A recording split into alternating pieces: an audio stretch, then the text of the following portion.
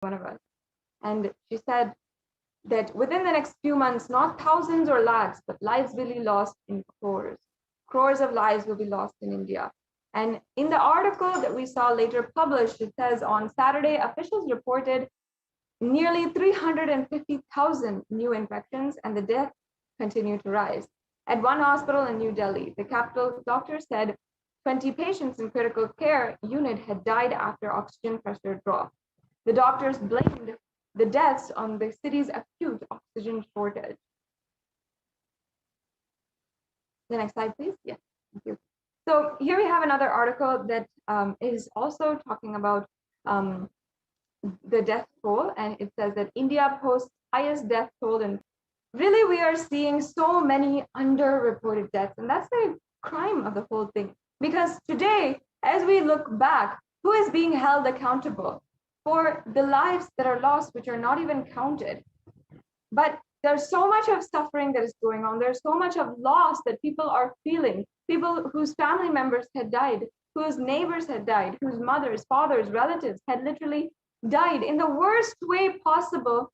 And yet that suffering is not recognized even in a simple number report or count.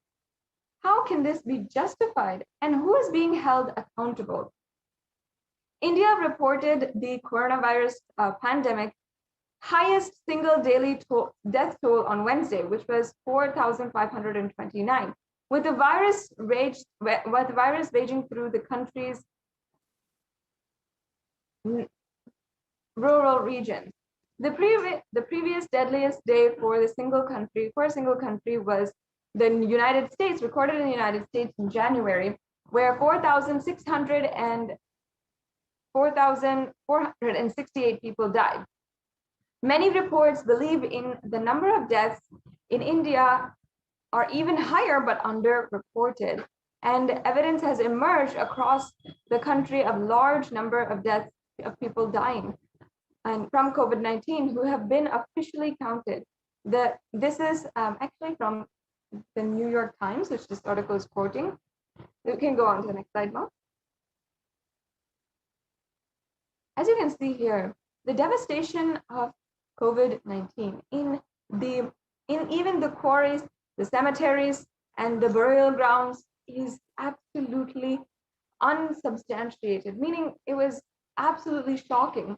We heard the stories of all of the people, of the workers from the cremation grounds, the leaders of the cremation grounds who own these grounds and are seeing so many hundreds of bodies and bodies lining up.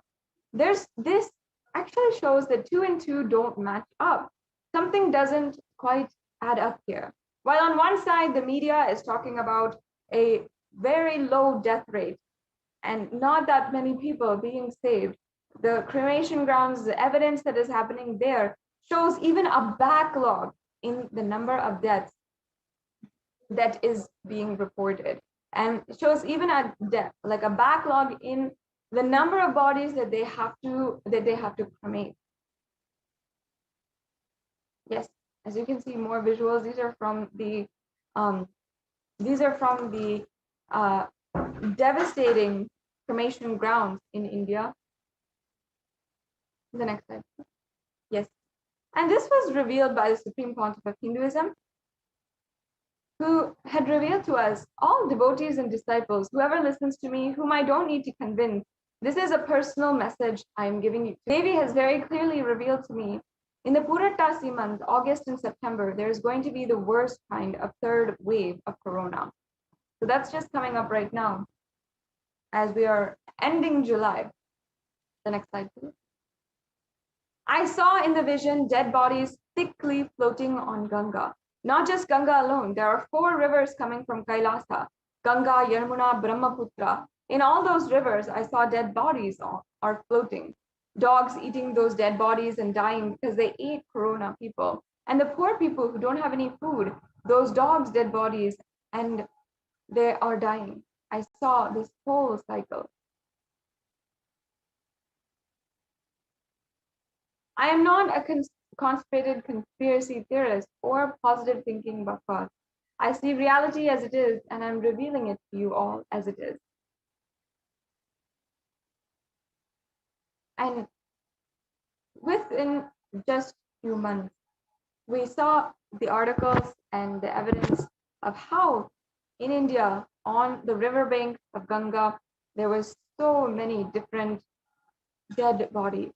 And here we have one of the articles that is showing this, where behind bodies found in riverbanks, a COVID the next of kin, officials, eyewitnesses, and local residents in Unan and Gharipur revealed that behind bodies in long-held traditions, deep economic distress and sudden rush to lay the dead to rest. Here we are seeing how bodies are coming in scores, unclaimed, uncounted, and unidentified. Here we have India's holiest river, Ganges, is swollen with victims. Another really horrifying truth that is going on, a reality that is happening. Hundreds of corpses have been found floating in the river or buried in the sand of its banks. The next slide, please.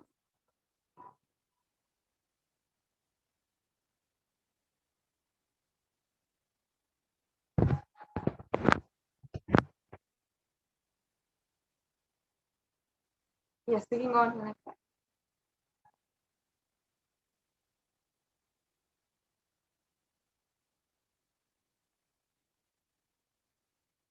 So I request if we can now project the slide on immunity.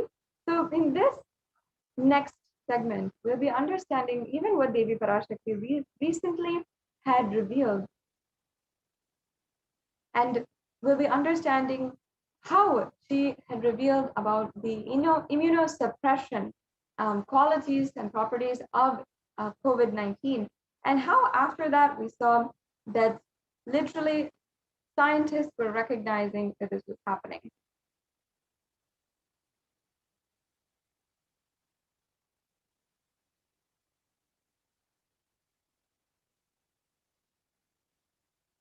Okay, we can have the slide share projected.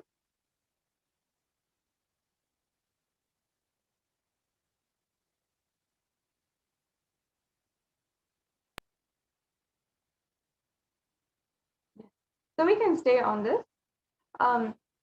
The truth is that Devi Parashakti ultimately had revealed how millions and millions of people whose deaths are absolutely uncounted and nobody is being held responsible. Unfortunately, Devi Parashakti had even revealed that COVID is airborne, that people can contract the disease simply from the air.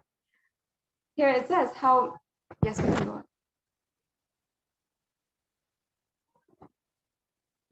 The Devi Parashakti said that even kids will be attacked the most, and they'll be very vulnerable during this time. So yes, she said that the next wave is attacking the kids more. That is what is happening, and that is what is terrorizing and frightening.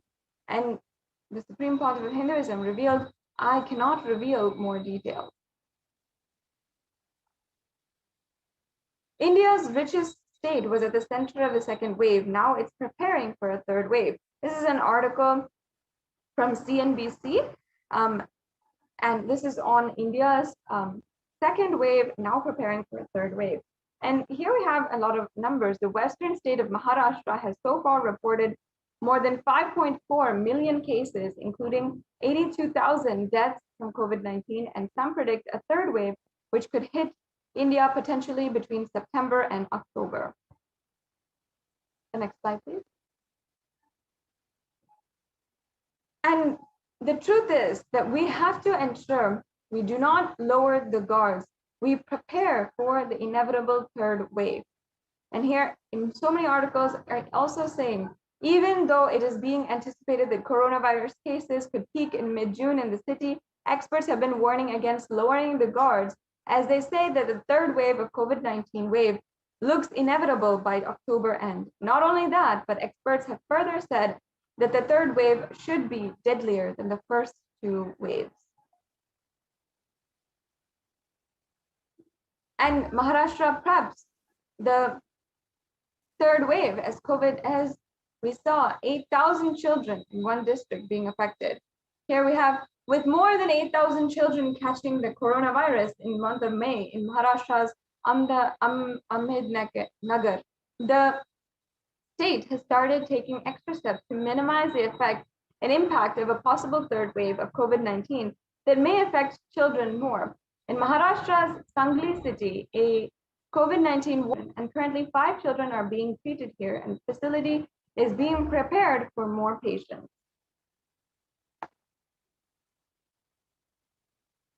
And here we have another article saying the third wave of COVID-19 to impact children. Over 9,000 children test positive in Maharashtra.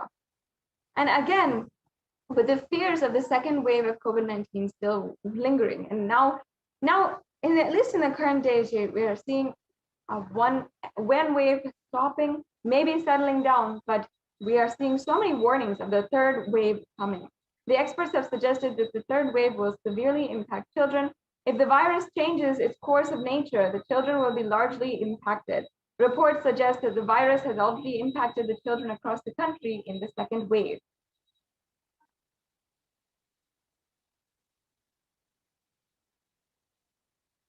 Yes.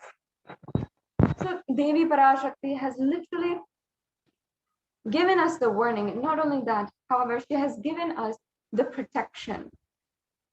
Devi Parashakti has ensured to protect all of her devotees.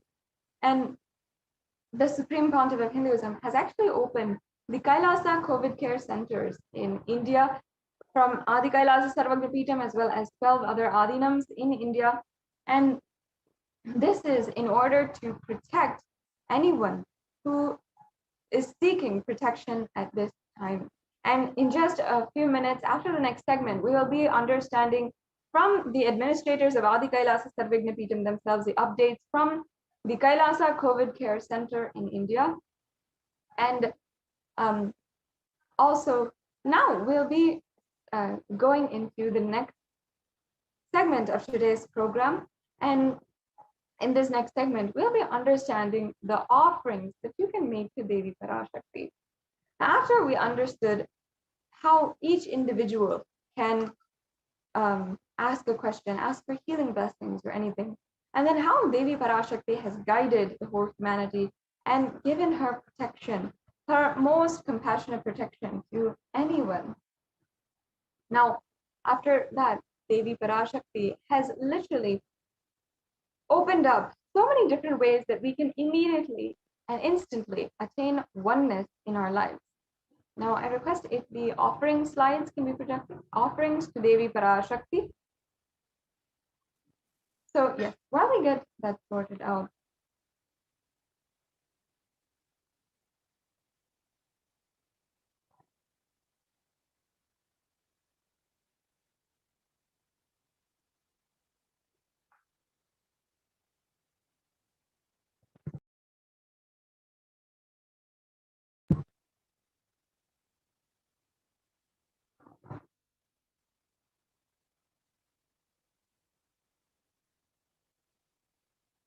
in the Hindu tradition, offerings are a way that you can experience the intimate, most beautiful oneness with the divine.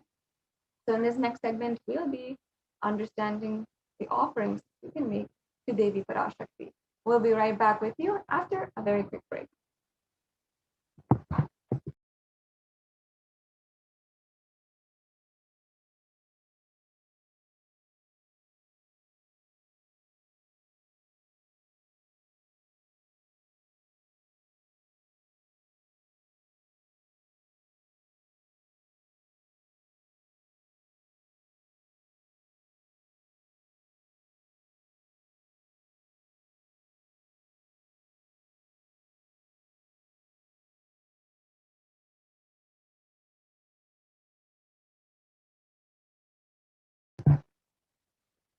Yes, completing with all the viewers for that technical difficulty. Now, let us enter into this next segment in today's program, the offerings that you can make to Devi Parashakti. Now, in the Hindu tradition, Whether it is our birthdays, our anniversaries, our marriages, or if we're starting school for the first time, or if we're starting a business for the first time, whatever it is, we always are conducting or inviting the divine presence of the of God and goddesses, our Ishtadevata, our favorite deities, into our lives. We request for their guidance. We give gratitude for the amount of guidance they have given so far in our lives and helped us, protected us, helped us every single step of the way. And we have also then we also ask and request, humbly pray for guidance in the rest of our lives, in the next step or the new adventure, the new venture that we are taking up. That's one of the beautiful things about Sanatana Hindu Dharma, that it is like literally practicing the presence of God in your life. And that is what the Supreme Pontiff of Hinduism is reviving as the science of enlightenment. Now, through the ritualistic sevas that you can offer today, you can literally invite the divine into your life in a more intense, more immediate way, where literally they just start manifesting whatever you want, however you want it. Now, let's just understand the significance of offering. Offering is a giving of a divine gift, pure love, devotion, and oneness, and it consists of two parts. One is giving, and the second is accepting. Only when the divine accepts what one offers, the offerings become complete. Offering is not made out of fear or out of greed. When an avatar lands, the offerings are purely a part of the grand Leela played out for the purpose of enlightenment.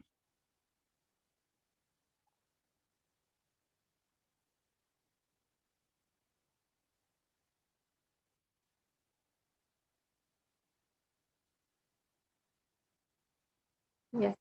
Now, before we're entering into this segment, I would like to chant the Dhyana Shloka of Manonmani, the very beautiful, compassionate form of Devi Parashakti, the loving form of Devi Parashakti, who's sitting on the lap of Paramashiva.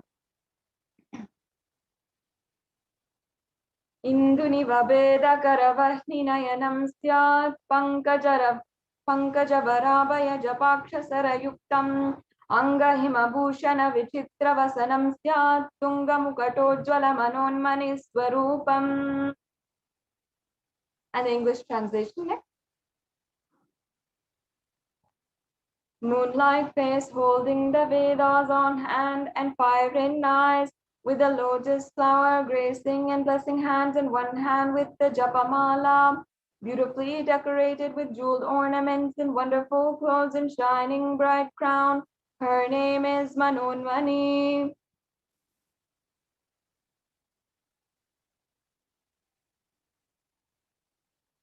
Yes, and the next Dhyana Shloka.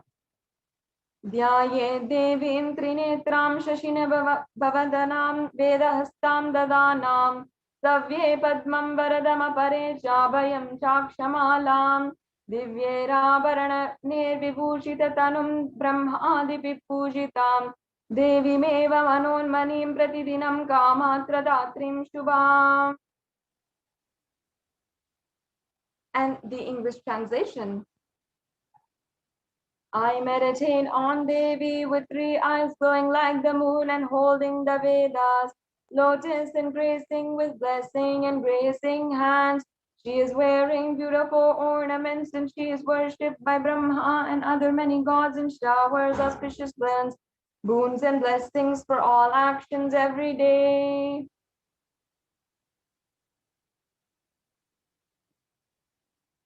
Now, having invited the beautiful, graceful presence of Devi Parashakti here today, now we can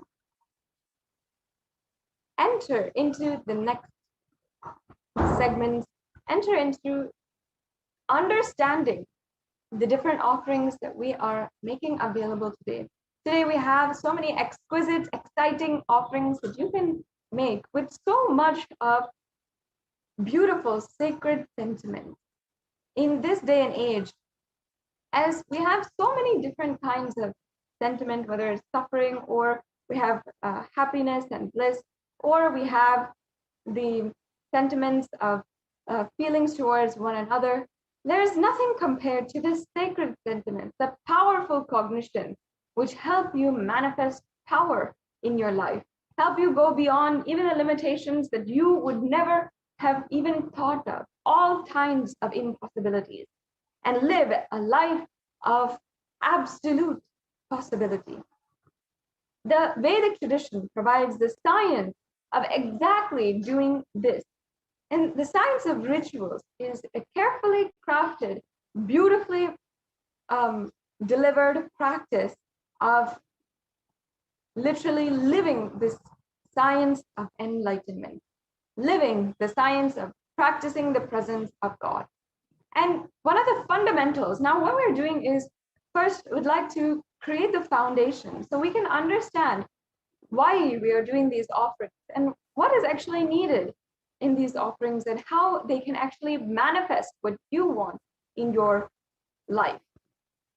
Now, in the significance of the divine element gold, this is a part of the fundamentals that we have to understand before we go into the rest of the offerings that are made.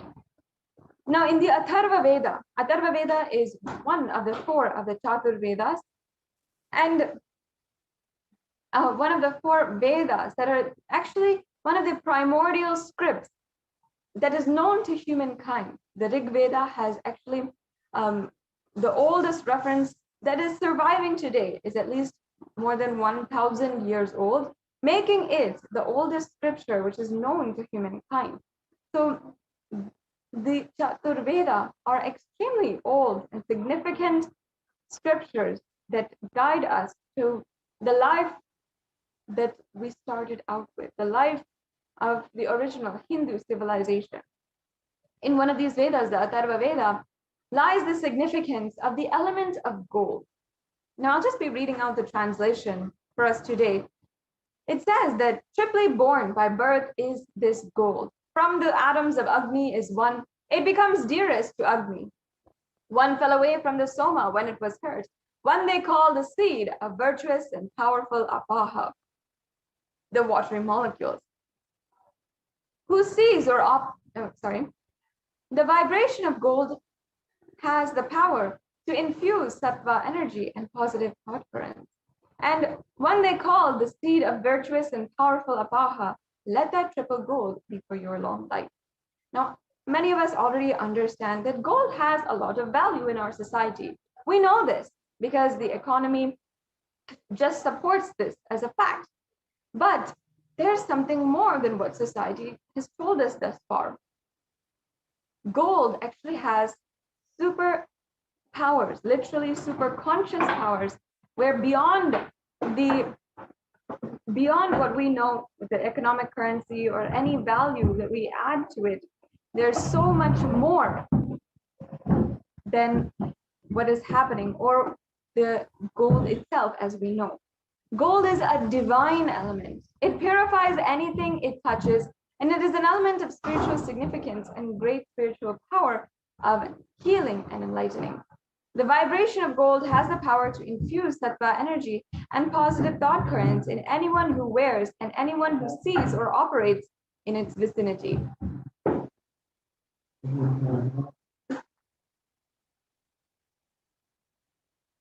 Gold is present in all the scriptures, the Agamas, Vedas, Shrutis, Smritis, Itihasas, and Puranas. In all Hindu scriptures, gold is the most auspicious and purest metal which purifies our being. In the Hindu civilization, everything was built in gold, exchanged in gold, and ritual feasts were offered in gold bricks. When one was to be saved from life-threatening illnesses, gold was offered as a ritual fee. Gold was in abundance and used for weighing equivalent amounts of commodities, including cows. And kingdoms were built with huge doors of gold. The streets would have huge columns and huge archways made of gold, and horses and cows were dressed in gold. Now, if you see, all the living beings lived in coexistence, in beautiful, blissful coexistence in the Hindu civilization. And each one was dressed and adorned in gold because we saw the beautiful potential of gold in Sanatana Hindu Dharma.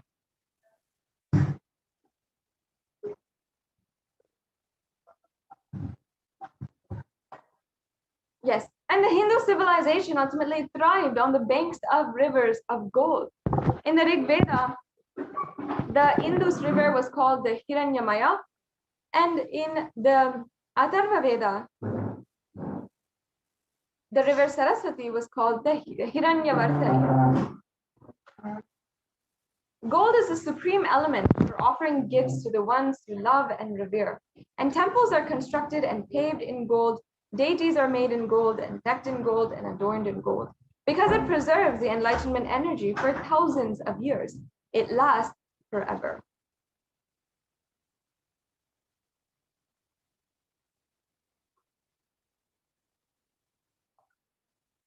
Now let us enter into the array of offerings that we have. Exquisite, beautiful offerings that each and every one of you can offer today. Once again, this is a beautiful process of experiencing immediate results, experiencing immediate oneness in your life and beautiful connection with the divine. Especially now that we're in the presence of the divine and we're connecting directly to the Nijavatar, the Supreme Pontiff of Hinduism, who is manifesting all these beautiful deities and energies, cosmic energies in our lives. It is ultimately the most powerful time to be able to connect to the divine cosmic being. So let us start with the E-Hundi offering.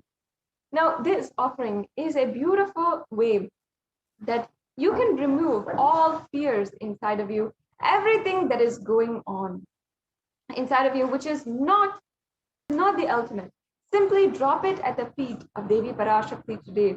Drop it at her feet and experience the true oneness. Now, can we go back to the previous slide, please?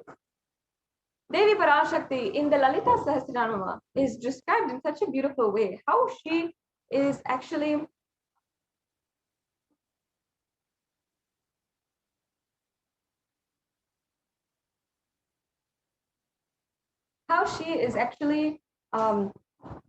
going through and how she literally accepts all the fears, all of the karma that you are dropping at her feet. She removes that and just makes it disappear. Amazing way, amazing, beautiful sacred sentiment. Everything that we feel is a burden, everything that we feel is karma, everything that we feel is pain inside of us, we just drop it. It's the feet of Devi Parashakti. Now, can we go back to the E-Hundi first slide? Now, I just like to chant the verse on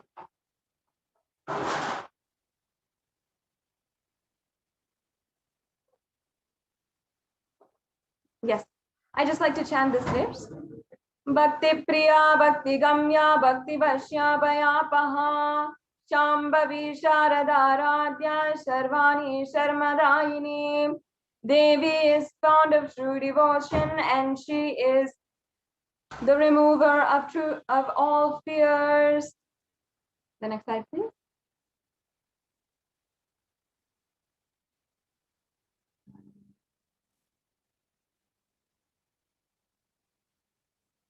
Yes, we can go on to the next slide. So yes, and Devi is very much known to be worshipped more so in autumn. Now, this does not mean the yearly autumn or the seasonal autumn that we ourselves experience, like fall, when all of the leaves fall off the trees. That's not what we're talking about here. In autumn of our lives in general, that's when our thoughts are turning more and more inward. That's when we are experiencing more and more introspection in our lives and trying to answer the existential questions that really pain us and pull us into so much of inner speculation. The role of the divine at this time is absolutely known and understood clearly. That is when the need for the worship of Devi becomes so much stronger. Now, you can offer this E-Hundi offering for any amount of money, and it's such a simple offering that you can do. And you can do right away. You can do through the YouTube super chat, or you can do through the registration forms. If you have a couple of questions on these and how to pay and how to make the donation that you'd like to make today, then you can you can just wait until the end of this segment, and we'll be proceeding further with how to exactly make these payments. Yes, we can go on to the next slide.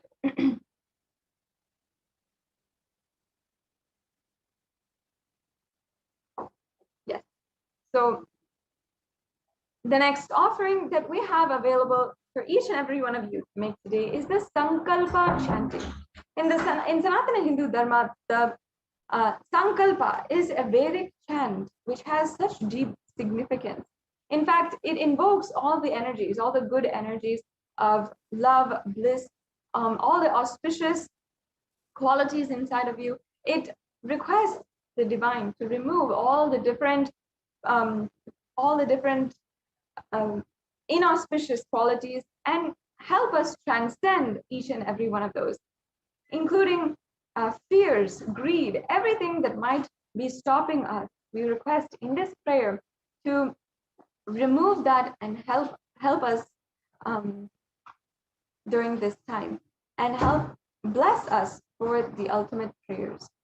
Now, in the Devi Mahatmyam, chapter 12, verse 34, the verse for this beautiful chant, there I'll just be chanting the English translation. The goddess enchants this universe, and she herself gives birth to this universe. That goddess, being prayed without interest in anything, gives the knowledge that leads to salvation and gives wealth in the materialistic sense. Once again, this is from the Devi Mahatmyam, chapter 12, verse 34.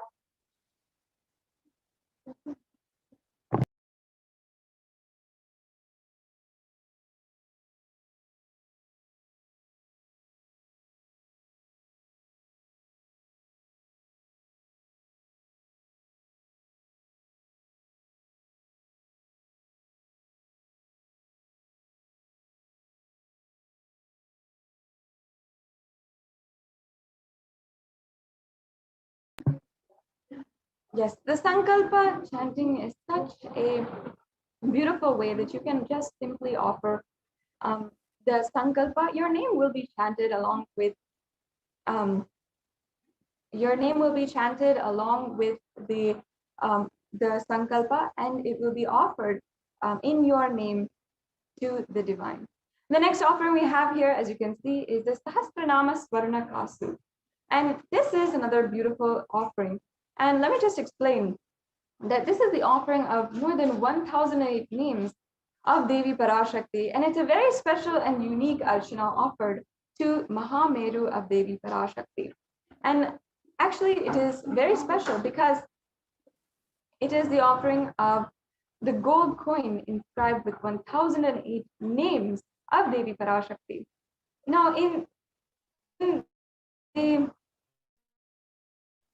chant, in the Lalita Sahasranama, verse 731, Devi Parashakti is described as Nama Parayana Prita, she who likes repetition of her various names. And this is the offering of 1,008 names of Devi Parashakti in a ode and tribute to that she likes. Why she likes it is actually very significant. Ultimately, in order to invoke that same energy inside of us, invoke that beautiful energy inside of us, Devi Parashakti guides us to chant the names of these beautiful Ananta Kalyana Guna and invoke that energy inside of us. That is actually what is happening during this Sahasranama Archana. And every time we offer the different names of Devi Parashakti, we are literally invoking that energy inside of us. So you can offer this very exquisite offering, the gold coin inscribed with each of the 1,008 names at the feet of Devi Parashakti. And each of these are the divine qualities of Devi Parashakti.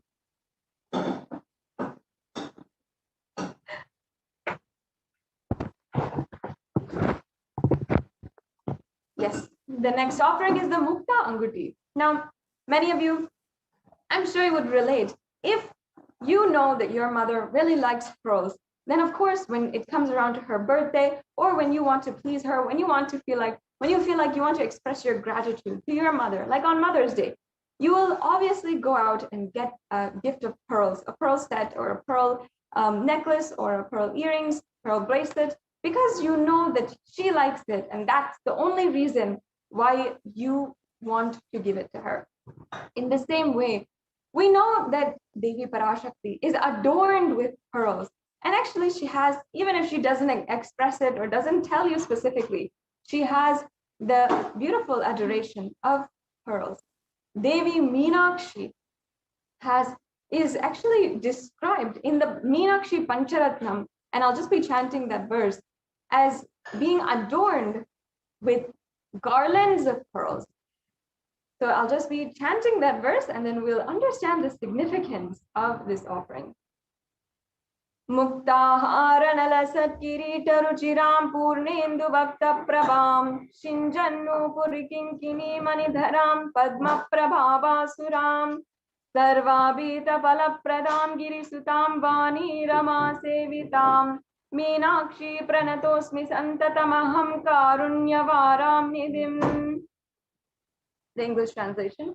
I bow down to the goddess Meenakshi, whose crown has garlands of pearls and paste shining like a full moon, who wears anklets that are studded with gemstones and has small bells, who's shining like the splendor of a lotus, who grants all wishes, the daughter of the mountain, who is worshipped by goddess Vani and Rama. I remain ever bowing to the goddess Meenakshi, the ocean of compassion. This is a beautiful invocation of Devi Meenakshi, where she is literally described here as whose crown has garlands of pearls. Devi Meenakshi is the incarnation of Devi Parashakti, who came down and has literally manifested all of the different beautiful items and all of even Kailasa she manifested on planet Earth. In fact, Devi Parashakti, as she manifested, is the form of Devi Meenakshi. She had literally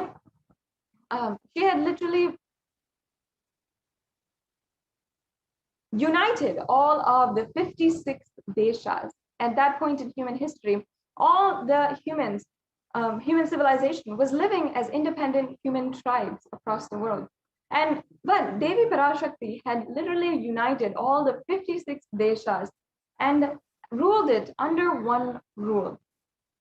Now, Devi Parashakti has then manifested Kailasa itself on planet Earth with the establishment of Madurai, the kingdom of Madurai.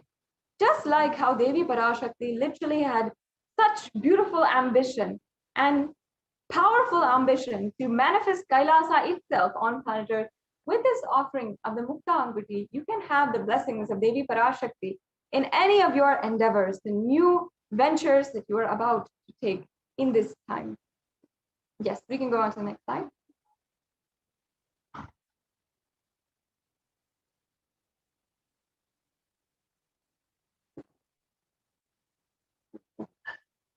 Yes, we can go on.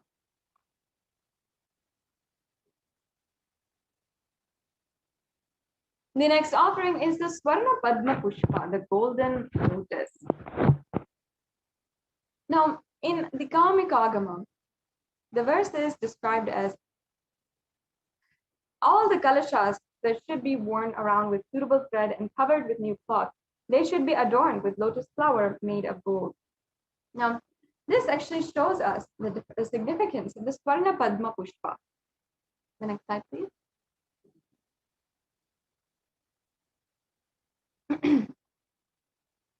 So actually, there are hundreds of references of the scriptural references for the using the lotus flower and the worship of Paramashiva. Almost everything in the worship of the ultimate involves a consecration of deities, of worship, or meditating on, or the mudras and asanas that are used during the worship and involves the lotus flower, the lotus leaf, the lotus pericarp, and the lotus petals. So actually, the lotus is actually considered a divine flower. It is literally seen as a divine flower. That is why it's used so much, and it is associated so much in all of the Vedic scriptures, the Vedic arts, and everything. In fact, of course, you've seen in the Vedic tradition and culture, the lotus is in so many different ways. In so many different ways, it is so it is used and referred upon in so many different scriptures. And you can see in Vedic arts as well. If you see any of the dresses or any of the arts, the paintings, the beautiful paintings, or even the architecture, lotus is in fact probably used the most. So why it is considered a divine flower? Because of its beautiful context. In even the most adverse situations, even in muddy waters, in polluted waters, even in just a little bit, just a few inches of water, the lotus blooms and it has divine radiance and resilience despite of its environment. That is the beauty of a lotus, that no matter where it is growing, no matter if it is in the pond or in the polluted waters, it still blooms and it still has that elegance, that grace, that beauty. That is why the lotus is associated with Devi Parashakti herself, because even in the midst of wars, even in the midst of, even from the earth, from the mud, Devi Parashakti can be born. There are hundreds of descriptions just like this. Even in so much of war and so much of suffering, Devi Parashakti can manifest, and she will not just manifest, she will be the most elegant, most radiant, most resilient being who is manifested. Now, the Shakti of Paramashiva is also called the lotus. The base of the Paramashiva linga is also the lotus. And even the disciple who is about to bloom is also considered as a lotus.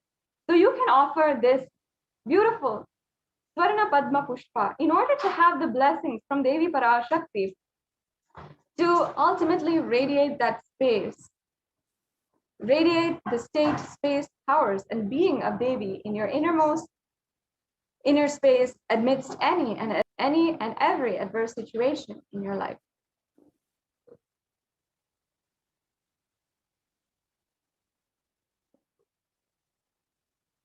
Yes. The next offering is the Swarna Metti. I'll just be chanting first the Pramana. Nakhadiditi samchana namajjana tamoguna padadvaya prabhajala parakrita saroruha. You whose brightness from toenails destroys the darkness of ignorance from the minds of your devotees who prostrate at your feet.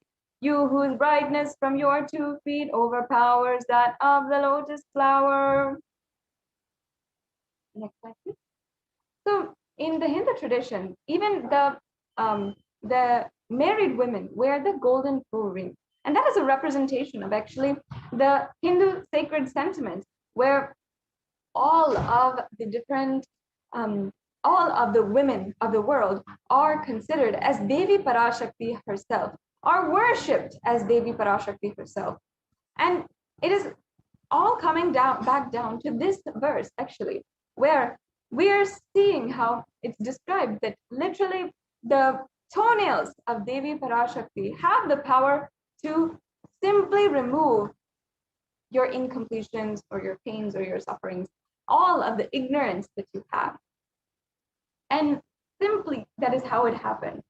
That is the quality of Devi Parashakti. It is not, you don't need even her whole foot. You can just have the grace of her, of just one toenail, and all of your sufferings are completely gone. And that is why we adorn her toes with the Swarna Metti. That is such a beautiful thing. How in the Vedic tradition, when we see the significance of a certain object or we see the significance, it is always brought out and applied in every aspect of our life. Just how gold, we saw the significance and we saw the spiritual qualities. That's why all men were made of gold in the Hindu tradition, because we saw the significance of Devi Parashakti's, literally her very toenails. Every single woman is worshipped, revered, and adorned with that gold, that toe ring.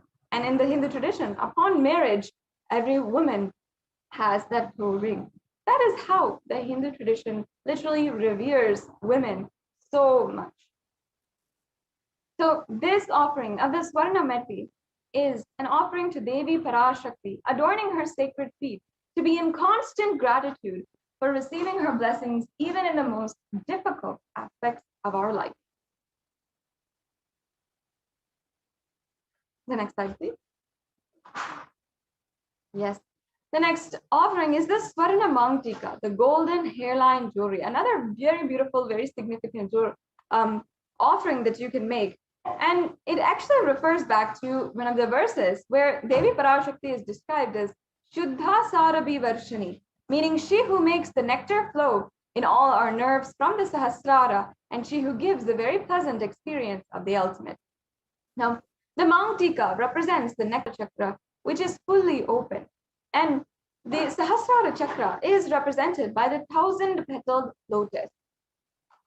The 1,000-petaled lotus is sitting at the very crown of our head. And when that opens, the nectar which is coming from it and oozing, causing us to experience so much of bliss, that is what is represented by the Mangtika. And the Sahasrara chakra is literally representative of the huge amount of nervous center we have in the crown of our head, which is of course the brain. So that is why it's called this 1,000-petaled lotus, and represented by a lotus itself. So in this offering, you can receive the blessings of Devi Parashakti and achieve the blissful state of overflowing gratitude and the space of complete completion, as Devi Parashakti literally will be able to open your Sahasrara chakra and enlighten you entirely. And the next offering that is available for each and every one of you today is the Pratyaksha Pada Puja. Now, I just want to take a few minutes and describe, especially now, during this time, during Guru Purnima time, with less than 24 hours until we are celebrating Guru Purnima, until we are celebrating the most auspicious occasion of the whole year, the Guru Purnima day. On Guru Purnima, you will be able to have the blessings of the Supreme Pontiff of Hinduism himself, and you can offer the Pratyaksha Pada Puja during this time. Now, Guru Purnima is the time when all of the planets, all of the different grahas, and all of the different planetary energies are aligning you towards Guru and Guru happening in your life. I know that many of you have been praying for a guide in your life, especially during these extremely dark and intense times that we are all going through. A guide who will tell us, take this step, I'll be there, I'll protect you, I'll take care of everything. For millions of people across the world, the Supreme Pontiff of Hinduism has been that Guru. So much so that he is Jagat Guru for the entire universe. He has taken the responsibility to guide the whole universe from the Kali Yuga into the Nitya Yuga, into the Satya Yuga. So we can offer our offerings at the feet of Devi Parashakti and the Supreme Pontiff of Hinduism with this Pratyaksha Pada Puja. For all of you who are joining with us right now, please go to the links in the scroll below if you'd like to register yourself for the Pratyaksha Pada Puja, which will be happening very soon, in just a few hours before you even know it. So make sure that you are planning or preparing to offer the Pratyaksha Pada Puja on this Guru Purnima day. And this is the opportunity to simply drop any of the karma that you are experiencing, any of the pain and suffering that you are experiencing at the feet of the Supreme Pontiff of Hinduism, incarnation of Paramashiva himself. And he will simply remove it, give his ultimate protection, and he will give you, each and every one of you, just the abhaya, meaning the blessings and guidance to, and being the ultimate guru for each and every one of you. If today we are able to cherish and enjoy any of the Hindu tradition, the qualities and the different customs, the traditions from Sanatana Hindu Dharma, it is solely because of the Guru Parampara. And if today we even have hope for the future of Sanatana Hindu Dharma, it is because of the Supreme Pontiff of Hinduism, who has bravely, and despite so much of attack against him, stood and ensured the revival of Kailasa, the nation, for Hinduism and the Hinduism culture as a tradition. The last offering that each and every one of you can also do today is the Vastra Seva. So you can offer the Vastra Seva as well, which is a sacred adornment, the sacred cloth, which you can offer at the feet of Devi Parashakti. Yes. So now, moving on to the next slide, we have all of the different offerings that you can do today. There is the e-hundi offering. So all of these, there's various array of different options so that you can never feel limited. If you would like to make or at least pay some form, or you would like to donate in some way or form and offer your gratitude, there is some options for you. I'm sure that as a Hindu, as someone who deeply connects to Devi Parashakti, perhaps has had the blessings and of Devi Parashakti, you'd of course love to offer, or you'd love to pay your gratitude. You can pay in any of these ways, any amount, or with $1, or the highest amount as well, if you would like to, out of your deep gratitude to Devi Parashakti. So we have the e-hundi offering, the Sankalpa chanting, the Devi Sahasranam Akasu, the Mukta Anguti, the Swarna Padma Pushpa, the Swarna Metti, the Swarna Mangtika, the Pratyaksha Pada Puja, and the Vastra Seva. So these are the array of different offerings that we have. You can select anything that you would like to offer at any option as well. The next slide, please.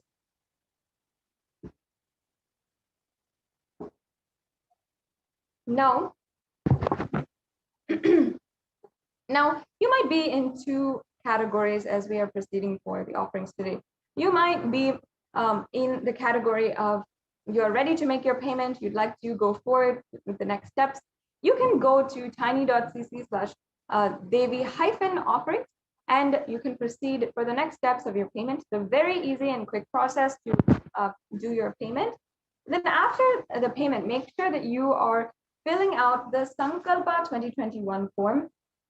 This is for submitting the details needed for the puja. So this needs to be submitted after you make the payment, and all of your names and the names on whose behalf you are offering this puja, you will, all those names will be chanted after this form is filled. So if you're ready to make the payment, that's awesome, that's great. You can go ahead and make the payment through these links. Now, on the other hand, if you are still wanting to manifest any one of these offerings, perhaps you'd like to make the offering of the Pratyaksha Pada Puja, but you'd like help in manifesting, or you'd like more details, or you're interested in the offering, but you cannot make it as on now, you can go to tiny.cc/Bhava and fill out the registration form. Now, the registration form is there, and you have two options also, and you can make the intention for making any one of these offerings. So I would request if the tiny.cc/Devi-offerings link can be projected now. If we can go to that link.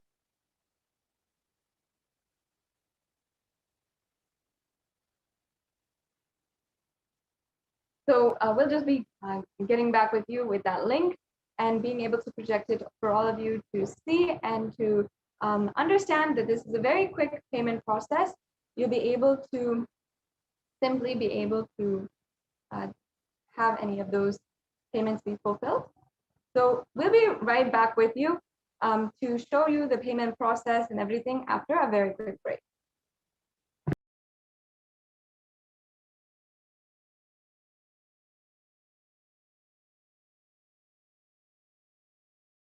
Just be alive for next 3 years. Don't die within next 3 years.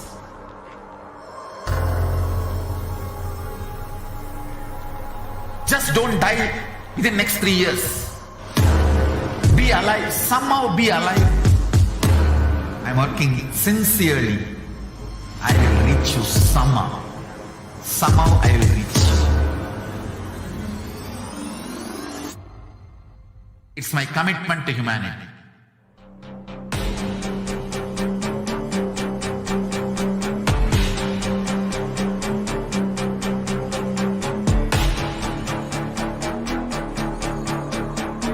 Just don't die within the next 3 years. I will reach you wherever you are, whichever corner of the world you may be. I will reach you with enlightenment. You manifesting the space, state, powers, being Paramashivoham. It is possible, and it is possible for you.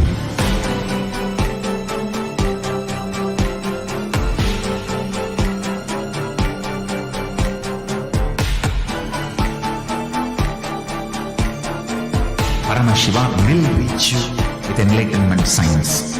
I know he is going to do the job. Just be alive for next 3 years. Nothing else. What I mean by the word e-Kailasa, listen intensely. Enlightenment ecosystem, literally enlightenment itself, in your own home, wherever you are. If you cannot come to Kailasa, it's okay. Kailasa can come to you. Kailasa coming to you is e-Kailasa.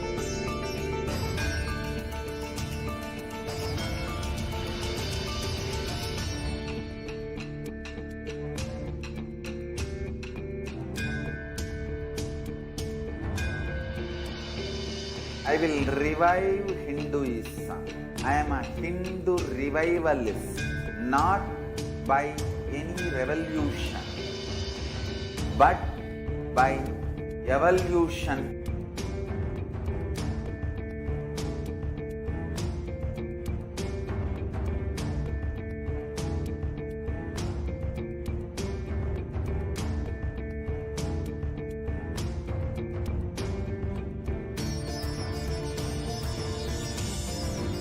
And setting model community.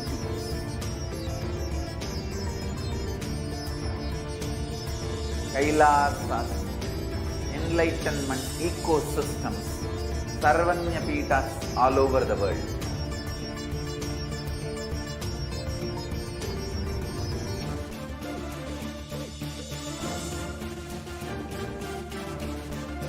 All-powerful cognition, knowledge, only when you live, power manifestation and possibilities manifestation happens. This is a fundamental truth.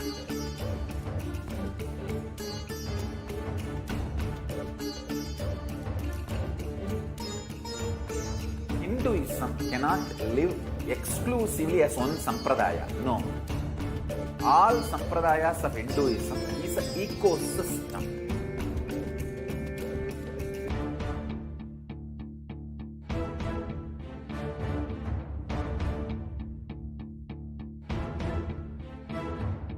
So don't keep quiet thinking that if one sampradaya is attacked, only that sampradaya is going to be affected.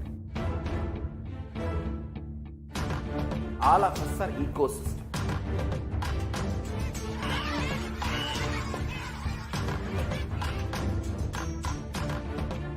I invite all of you to get involved and enjoy Hinduism by the principle of Dharmo Rakshati Rakshitaha. When you protect Dharma, Dharma protects you. We will make the whole planet flourish spiritually, the spiritual prosperity. Happen to whole planet Earth. We all have to coexist together.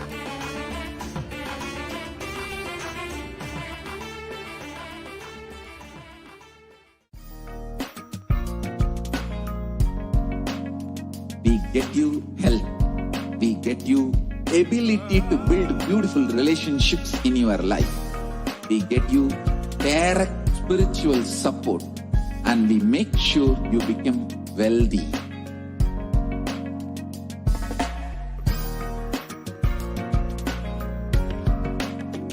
We won't stop giving you just good life. We will literally not stop till you live enlightened life. Manifesting the state of Paramashiva, space of Paramashiva, powers of Paramashiva, being of Paramashiva.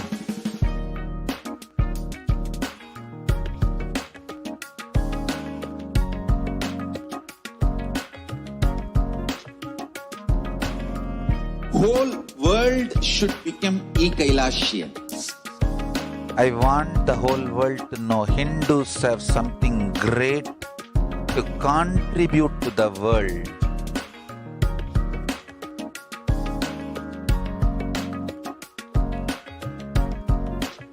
We have something great to contribute to the world.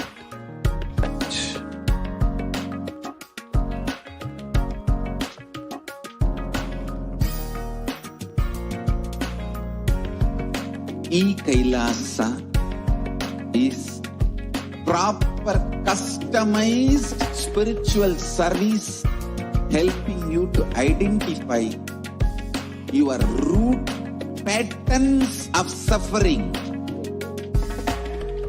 We have perfected the science of helping every individual from every cultural, religious, nationality background.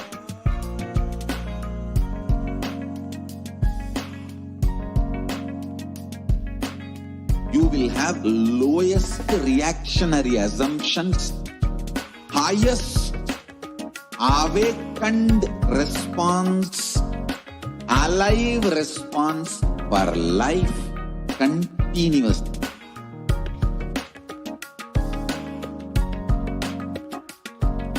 E-Kailasa is enlightenment ecosystem, literally enlightenment itself in your own home, wherever you are.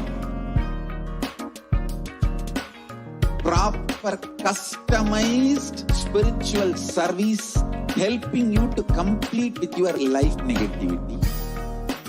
Withdrawal from life, self-hatred, self-denial, self-doubt, so much of tiredness, laziness, we can support you aligning your diet, your attitude, your aptitude, your understanding about life. We can help you with everything.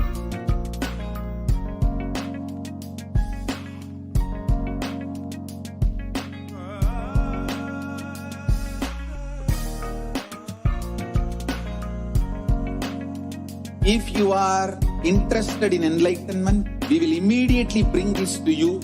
If you are not interested, we will explain the whole science, inspire you and make you interested in enlightenment time.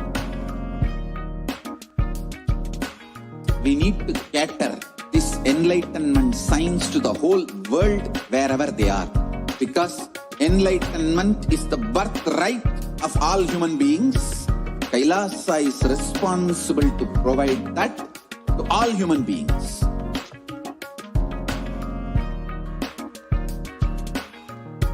Kailasa is the totality of the knowledge I received from my gurus and practice manifested in my life, perfected by teaching millions of people from. Yes, welcome back to all of the viewers. Before we are entering into the next segment of today's program, let's just understand what we can do, how we can, perhaps if we're having a question, either during the live Devi Bhava Samadhi Darshan or during the live Nithyananda Satsang, you can ask a question, you can interact perhaps and personally have your question or your request, your prayer to Devi Parashakti be granted today. So let us enter into the first slide.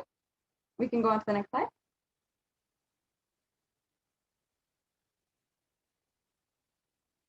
So here we'll be able to share with you how you can ask the question on the different social media platforms. The Supreme Pontiff of Hinduism has made himself and has made this Parashakti Akashic reading available for anyone who wants, and available on all the different social media platforms. So as you can see here on YouTube, you can go to Kailasa's HDH Nithyananda YouTube channel. You can go to the live feed, and many of you, of course, are already watching there. Down below this video, you will see a join button. Make sure that you are joining as a member of this channel. Now, you can make sure that in all the different social media platforms that you are liking and following, and we'll show you a couple of samples today of those. And for membership, you can click the join button, and this is a very easy way that you can get access immediately to all of the 7,000 videos on the Kailasa's HDH Nithyananda YouTube channel, and the more than 20,000 hours of discourses, darshans, dikshas, intimate sessions, beautiful discourses and satsangs by the Supreme Pontiff of Hinduism.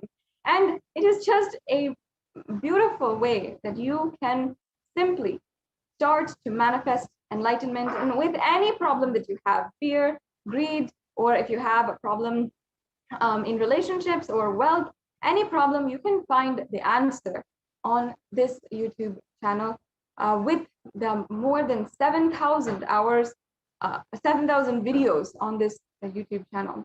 So again, you can join at the button that is there. And today, if you'd like to ask your question at any time, either during the Devi Parashakti Akashic reading, the live Bhava Samadhi Darshan, or during the live Nithyananda Satsang, you can ask your question in the chat. So you can ask your question in the chat, which you can see on the right-hand side. And once again, this would only be open for members. So yes, the next option we have is Facebook. You can go to Kailasa's SPH JGM Nithyananda Paramashivam Facebook page, and this is the official Facebook page of the Supreme Pontiff of Hinduism. Make sure you are liking and following Kailasa's SPH JGM Nithyananda Paramashivam Facebook page, so that you can have all of the different notifications, the different live events, the different posts personally given to you, and the personal messages from the Supreme Pontiff of Hinduism directly in your newsfeed, and ensure that you are getting the notifications when the notifications come immediately. You can tune in to the live events which are going on continuously from Kailasa. And we also have here, you can see that all the different live events are displayed or will be continuously there available on Facebook. So whatever, even if you miss a satsang, even if you miss a program, you can go back and watch and ensure that you are really relishing and reveling in the divine presence of the Supreme Pontiff of Hinduism.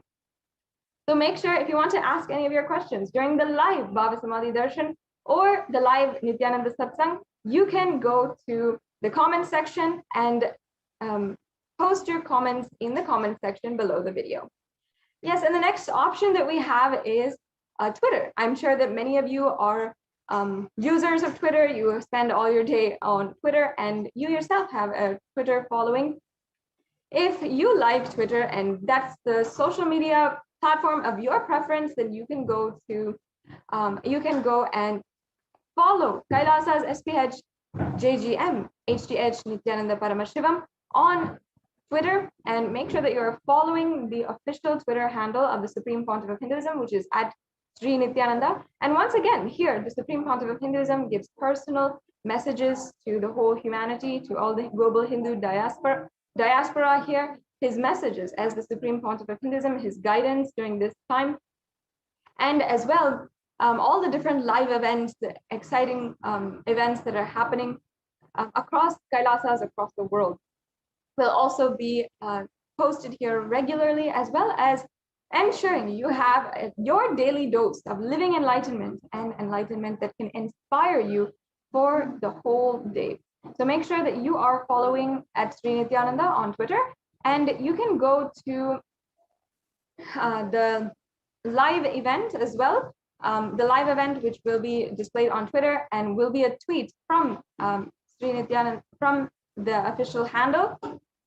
And then you can ask your questions as a reply to that tweet. So use tag at Sri Nithyananda and use the hashtag ask the avatar and tweet in the reply section of that tweet in order to make sure that do your best and make sure that your question is seen by the Supreme Pontiff of Hinduism during the live satsang. We also have a next platform here, which is Instagram. Now, Instagram is, of course, a very popular platform that I'm sure many of you spend so much of your time on, and the Supreme Pontiff of Hinduism itself is available through Instagram with all the different posts, the different ideas and things from the from Kailasa directly to you and to your Instagram feed. You can follow at Sri Nithyananda on Instagram. That's the official handle of the Supreme Pontiff of Hinduism on Instagram. You can go ahead and go there and make sure that you are tuned in and following Kailasa on Instagram. And in any of the posts, in the post for the live satsang or for the live Bhava Samadhi Darshan, you can comment there using the hashtag Ask the Avatar as well, and comment your questions you can ask your questions in the comment section. And finally, the next slide. If you might not be social media savvy, you're not very comfortable with social media platforms, or perhaps you yourself are not on social media, you can go to kailasa.org and ask your questions or send in your prayer requests through WhatsApp. So you can go there, and there's a widget for WhatsApp on the website that you can go and chat, and you can send in your questions during the live Bhava Samadhi Darshan or during the live satsang. So that's another option for you as well. And also on the live chat as well, you can ask your questions and send in your prayer request to Devi Parashakti during the live Bhava Samadhi Darshan or to the Supreme Pontiff of Hinduism. So yes, let's all enrich humanity with more than 1 billion users on the internet at a time for more than 4 to 5 hours a day. You can always enrich people through the internet and through social media, and it's very easy. So ensure that you are also sharing on all these various platforms for the Nithyananda Satsang, for the live Bhava Samadhi Darshans, as well for Guru Purnima, which is happening in just a few hours away. So with this, we'll now be moving on to the next segment in today's program, the temple. From Nithyanandeshwara Paramashiva Devalaya in Adi Kailasa Sarvagya Peetham, we will be able to witness the most glorious Uttamottama Paksha Maha Guru Puja, which is an offering to the Supreme Pontiff of Hinduism and the entire Guru Parampara, as we have been celebrating the Guru Purnima Brahmotsavam the last couple of days, and we are continuing to celebrate it. We celebrate through the form of grand rituals, which we will now be able to witness and be able to have the darshan of through this social media platform right now. So make sure that you are sharing and inviting all of your friends, and we'll be right back with you after a short break.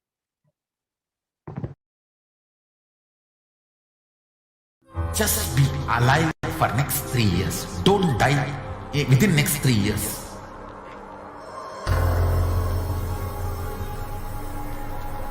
Just don't die within next 3 years. Be alive. Somehow be alive. I'm working sincerely. I will reach you somehow. Somehow I will reach you. It's my commitment to humanity.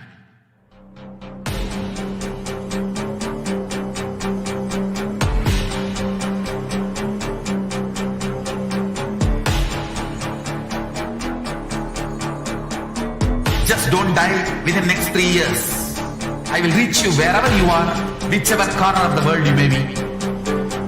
I will reach you with enlightenment. You manifesting the space, state, powers, being Paramashivoham. It is possible, and it is possible for you.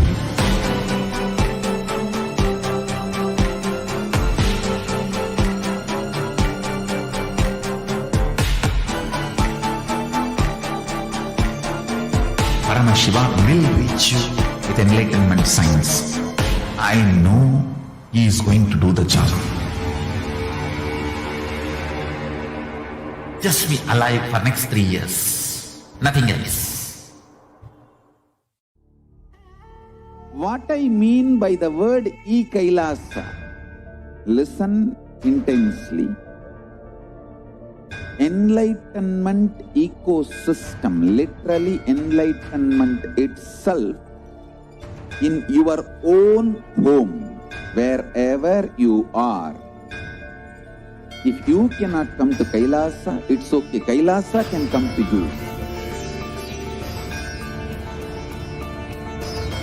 Kailasa coming to you is e-Kailasa.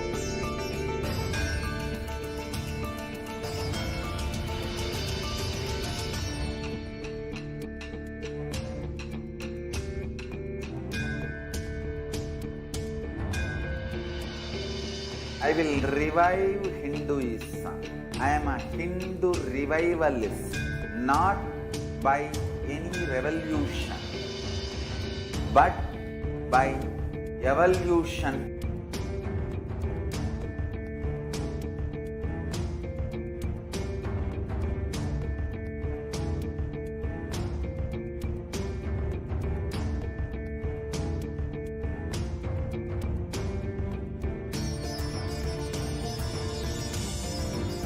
And setting model community.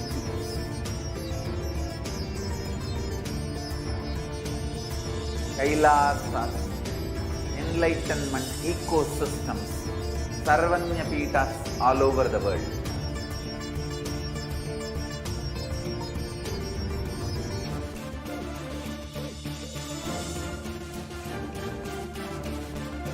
All powerful cognition, knowledge, only when you live, power manifestation and possibilities manifestation happens. It's a fundamental truth.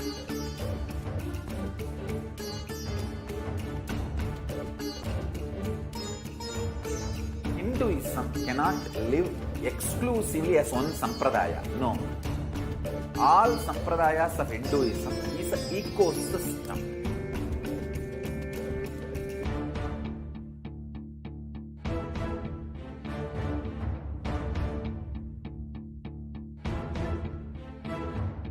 So don't keep quiet thinking that if one sampradaya is attacked, only that sampradaya is going to be affected.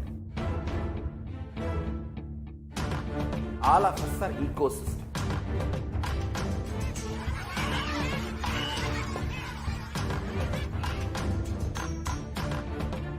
I invite all of you to get involved and enjoy Hinduism by the principle of Dharmo Rakshati Rakshitaha. When you protect Dharma, Dharma protects you. We will make the whole planet flourish spiritually. The spiritual prosperity will happen to the whole planet. We all have to coexist together.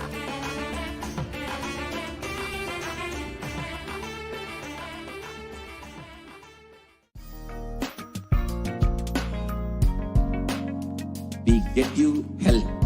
We get you ability to build beautiful relationships in your life.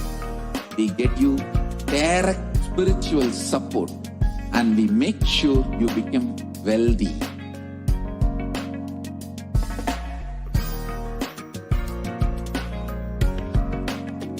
We won't stop giving you just good life.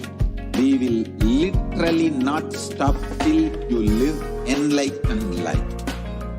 Manifesting the state of Paramashiva, space of Paramashiva, powers of Paramashiva, being of Paramashiva.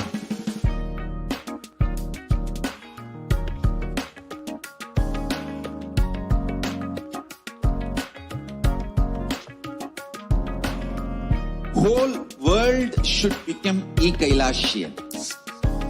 I want the whole world to know Hindus have something great to contribute to the world.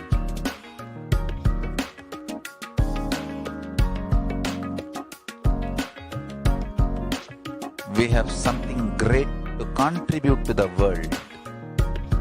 Let us do that.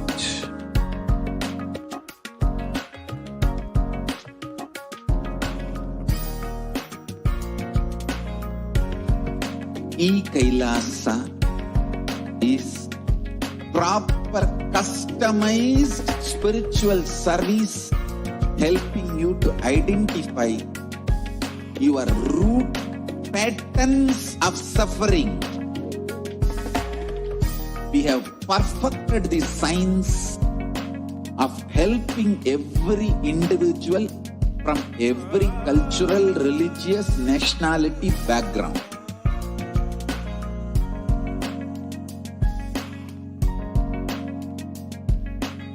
You will have lowest reactionary assumptions, highest awakened response, alive response for life continuously.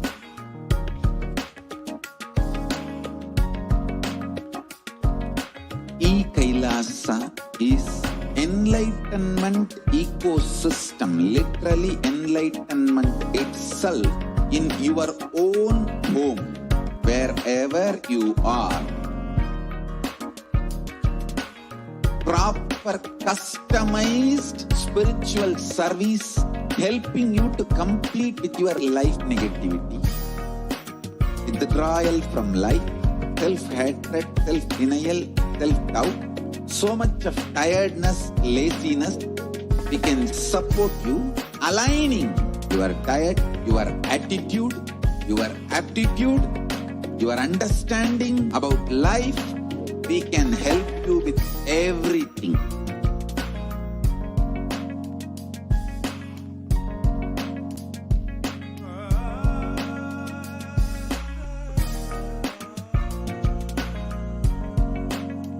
If you are interested in enlightenment, we will immediately bring this to you. If you are not interested, we will explain the whole science, inspire you and make you interested in enlightenment time. We need to cater this enlightenment science to the whole world wherever they are, because enlightenment is the birthright of all human beings. Kailasa is responsible to provide that to all human beings.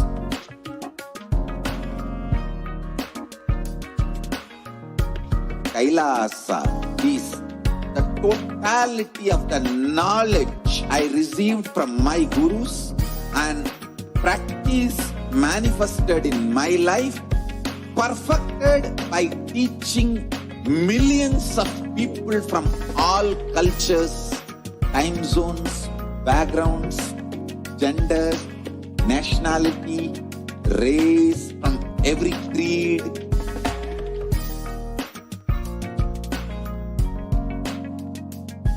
So this absolutely perfected knowledge available to you, served to you in your home without even you moving out of your couch, free of cost.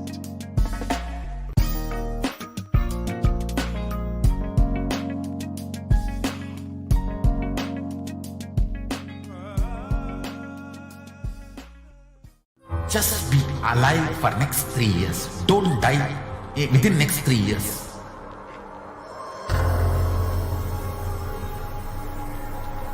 Just don't die within next 3 years. Be alive. Somehow be alive. I'm working sincerely. I will reach you somehow. Somehow I will reach you. It's my commitment to humanity.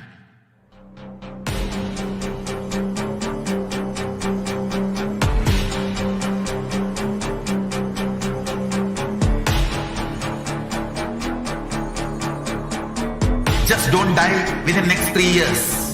I will reach you wherever you are, whichever corner of the world you may be. I will reach you with enlightenment. You manifesting the space, state, powers, being Paramashivoham. is possible, and it is possible for you.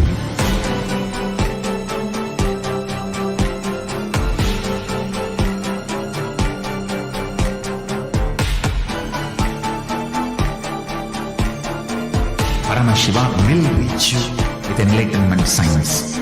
I know he is going to do the job. Just be alive for next 3 years. Nothing else. What I mean by the word e-Kailasa, listen intensely. Enlightenment ecosystem, literally enlightenment itself, in your own home, wherever you are. If you cannot come to Kailasa, it's okay. Kailasa can come to you. Kailasa coming to you is e-Kailasa.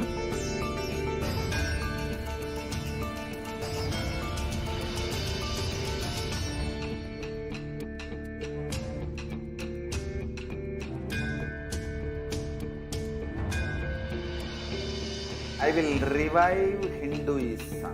I am a Hindu revivalist, not by any revolution, but by evolution.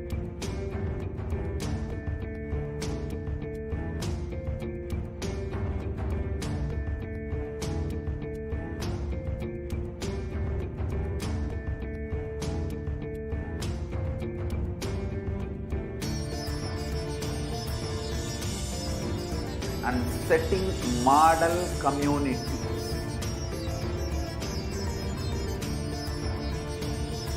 Kailasa, enlightenment, Sarvanya Pitas all over the world.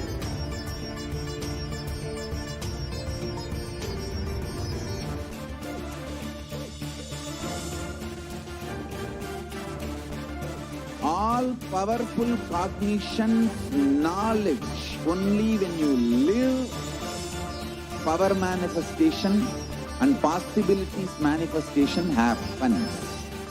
It's a fundamental truth.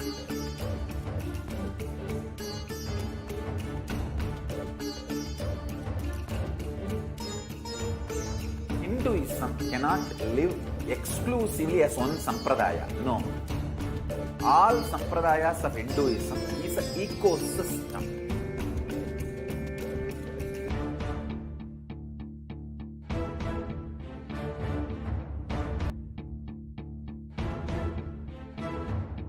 So don't keep quiet thinking that if one sampradaya is attacked, only that sampradaya is going to be affected. All of us are ecosystem.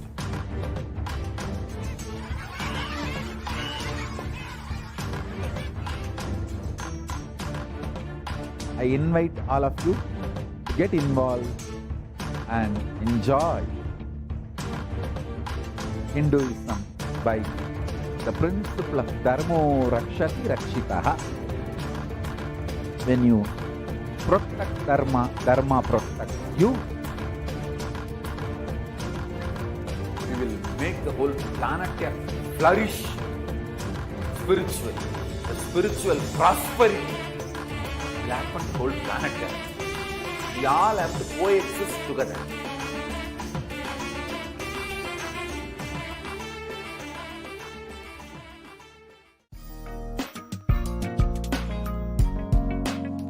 We get you health. We get you ability to build beautiful relationships in your life. We get you direct spiritual support, and we make sure you become wealthy.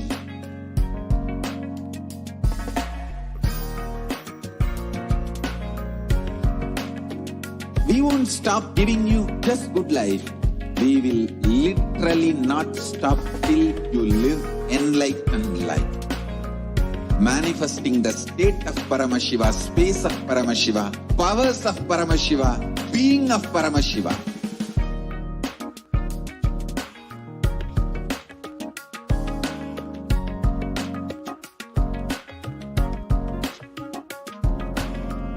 whole world should become e-Kailashians. I want the whole world to know Hindus have something great to contribute to the world.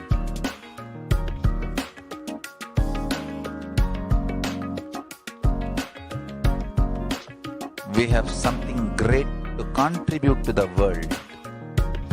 Let us do that.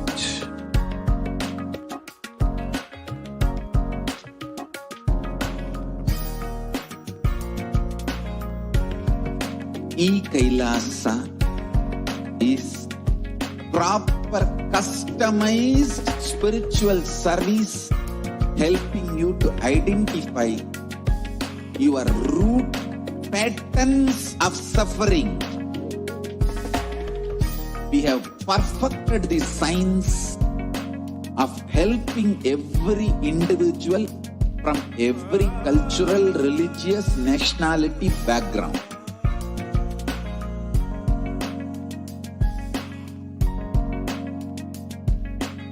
You will have lowest reactionary assumptions, highest awakened response, alive response for life continuously.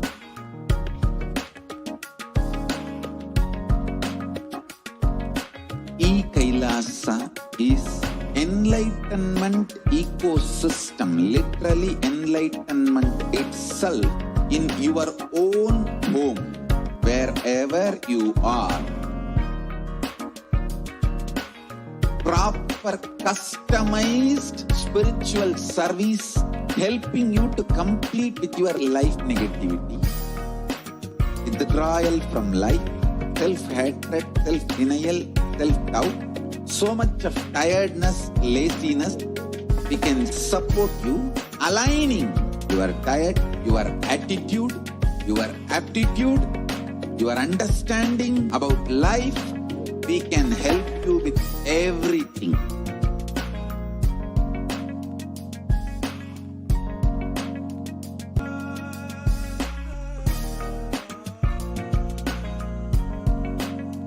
If you are interested in enlightenment, we will immediately bring this to you. If you are not interested, we will explain the whole science, inspire you and make you interested in enlightenment science. We need to cater this enlightenment science to the whole world wherever they are, because enlightenment is the birthright of all human beings. Kailasa is responsible to provide that to all human beings.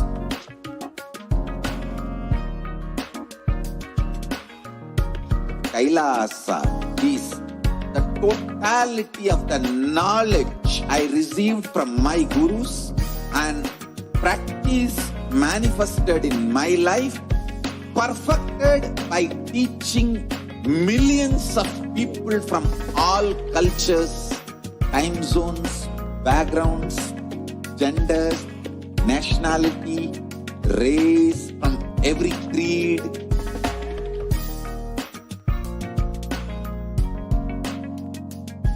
So this absolutely perfected knowledge available to you, served to you in your home without even you moving out of house, free of cost.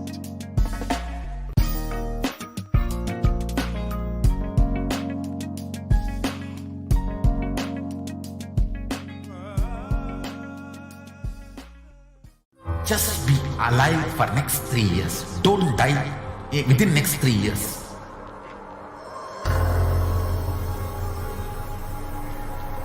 Just don't die within next 3 years. Be alive, somehow be alive. I'm working sincerely. I will reach you somehow. Somehow I will reach you. It's my commitment to humanity.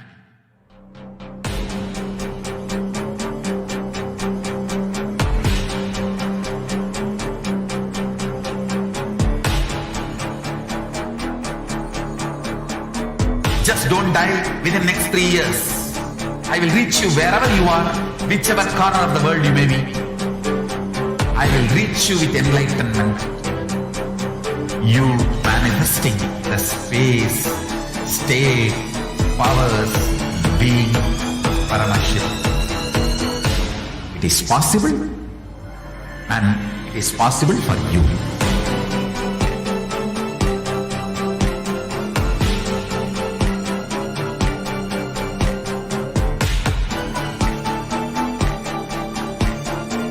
Paramashivoham will reach you with enlightenment science. I know he is going to do the job. Just be alive for next 3 years. Nothing else. What I mean by the word e-Kailasa, listen intensely. Enlightenment ecosystem, literally enlightenment itself, in your own home, wherever you are. If you cannot come to Kailasa, it's okay. Kailasa can come to you. Kailasa coming to you is e-Kailasa.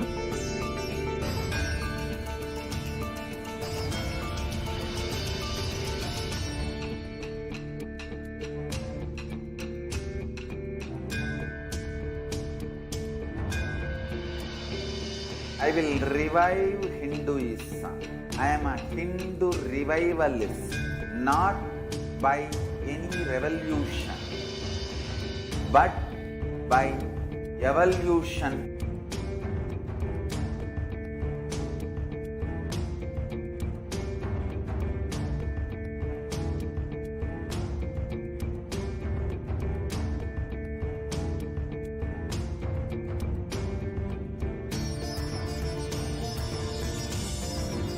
And setting model community.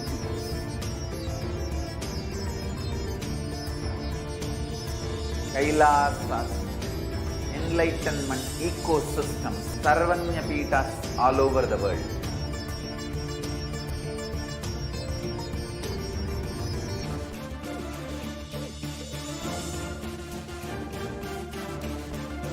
All powerful cognition, knowledge, only when you live, power manifestation and possibilities manifestation happens.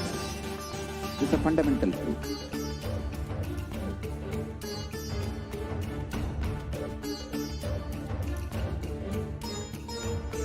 Hinduism cannot live exclusively as one sampradaya. No.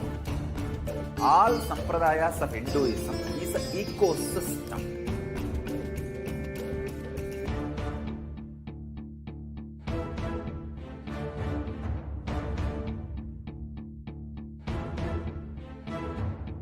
So don't keep quiet thinking that if one sampradaya is attacked, only that sampradaya is going to be affected. All of us are ecosystems.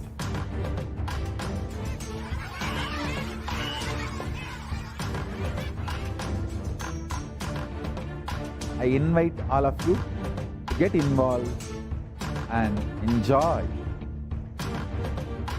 Hinduism by the principle of Dharmo Rakshati Rakshitaha. When you protect Dharma, Dharma protects you. We will make the whole planet flourish spiritually. The spiritual prosperity will happen to the whole planet. We all have to coexist together.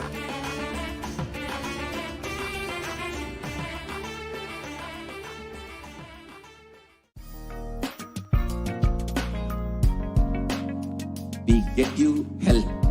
We get you ability to build beautiful relationships in your life. We get you direct spiritual support, and we make sure you become wealthy.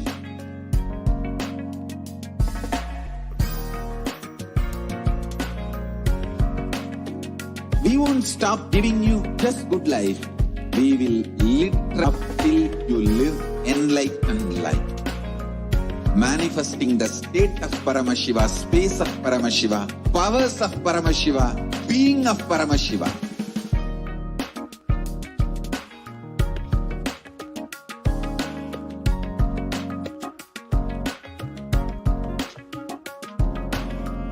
Whole world should become e-Kailashian.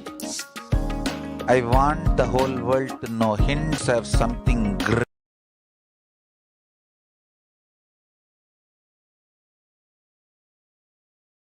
Herself expressing through the Supreme Pontiff of Hinduism. நீ சொல்லும் நபர்கள் போடும் சண்டை சச்சரவெல்லாம் எரியும் பெருநெருப்பில் இருக்கும் இரண்டு எலிகள் போடும் சண்டை போன்றது. யார் சரி யார் தவறு என்பது இப்பொழுது முக்கியம் அல்ல. உயிர் காத்துக் கொள்ளுங்கள், எல்லோரும் நன்றாய் புரிந்து கொள்ளுங்கள். நன்மையைச் சொல்லுகின்றேன், உண்மையைச் சொல்லுகின்றேன். இந்திய நாட்டில் இருக்கும் மக்கள் எல்லோரும் கேளுங்கள். கருட புராணத்தில் வியாசன் சொன்ன கிருமி போஜனம் என்னும் நரகம் திறந்து நேரடியாய் இந்தியா மீது இடிபோல் விழுகின்றது. ஆதி கைலாசத்திற்கு ஓடிச் சென்று வருமுன் காத்துக் கொள்வது மட்டுமே ஒரே வழி.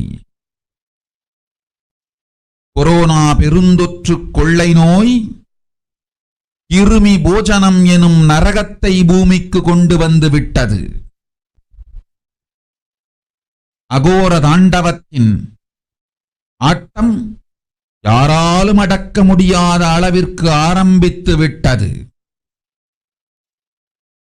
புதிதாய் உருக்கொண்டிருக்கும் இந்த நுண்ணுயிரி மைல்கள் கடந்தும் காற்றினில் உயிரோடு இருந்து மற்ற உயிர்களையும் அழித்து உடல்களை தின்னும் பெரும் வலிவு கொண்ட பேரசுரர்களாய் வலம் வர துவங்கி விடுகின்றது.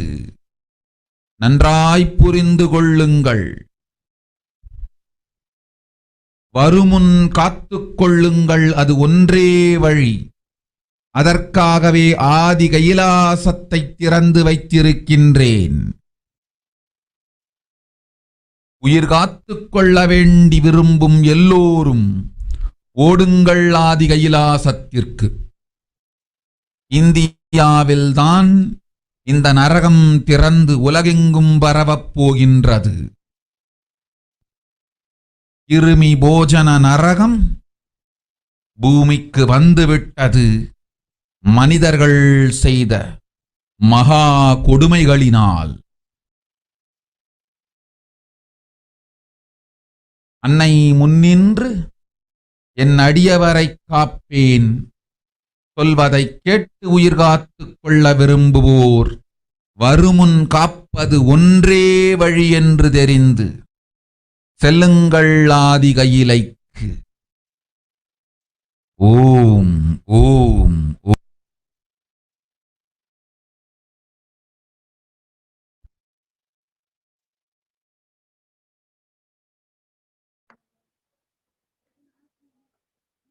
On 31st May 2021, during the Parashakti Akashic readings to the world, Devi revealed that everyone in India, all of you listen, the hell of Krimi Bojanam, that is Krimi Bojanam, that was mentioned by Vyasa in Garuda Puranam, has opened and is directly falling on India as thunder.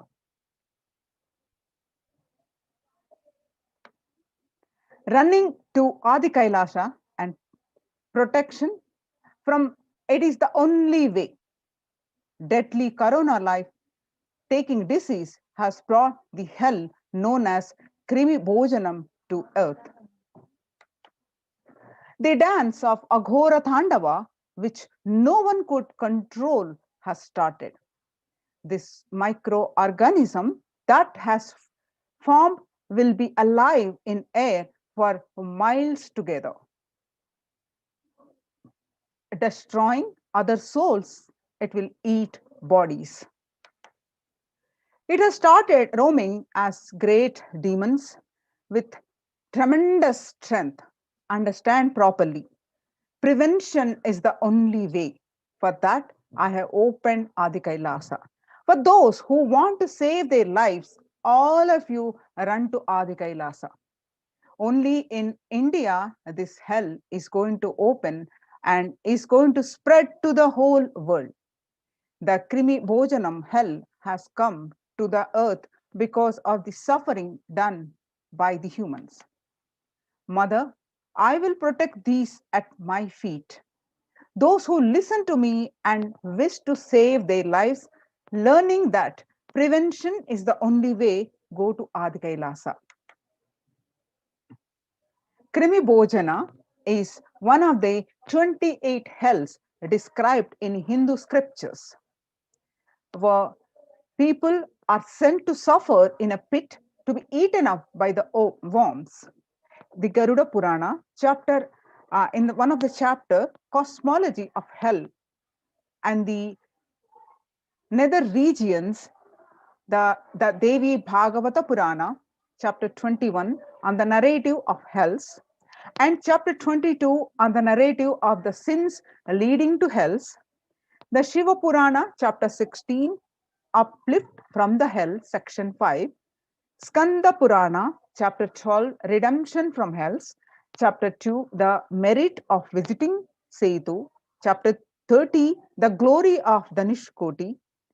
The Brahmanda Purana, chapter 20, hell in nether regions, and chapter 106, suffering in hell.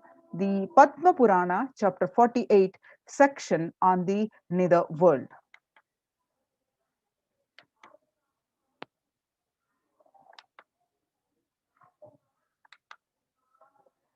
You can see the current state of the world.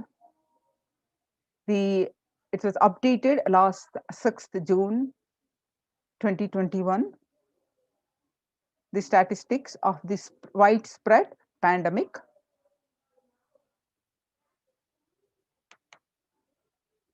Total deaths 3 million, and largest daily figure is 12,744, and total confirmed cases are in millions, 139 million, and latest daily figure is 837,000 around the world.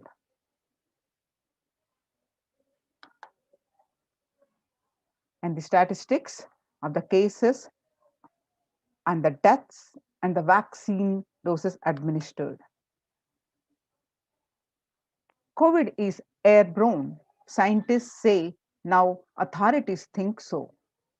They also thinking that the scientists are calling for ventilation systems to be overhauled, like public water supplies were in 1800s after fetid pipes were found to harbor cholera. A quiet revolution has permeated global health crisis. Authorities have come to accept what many researchers have argued for over a year. The coronavirus can spread through the air. That new acceptance by the World Health Organization and the US Centers for the Disease Control and Prevention comes with the complete implications. The concrete implications. Scientists are calling for ventilation systems to be overhauled, like public water supplies were in 1800s after fetid pipes were found in harbor cholera. Cleaner indoor air won't just fight the pandemic.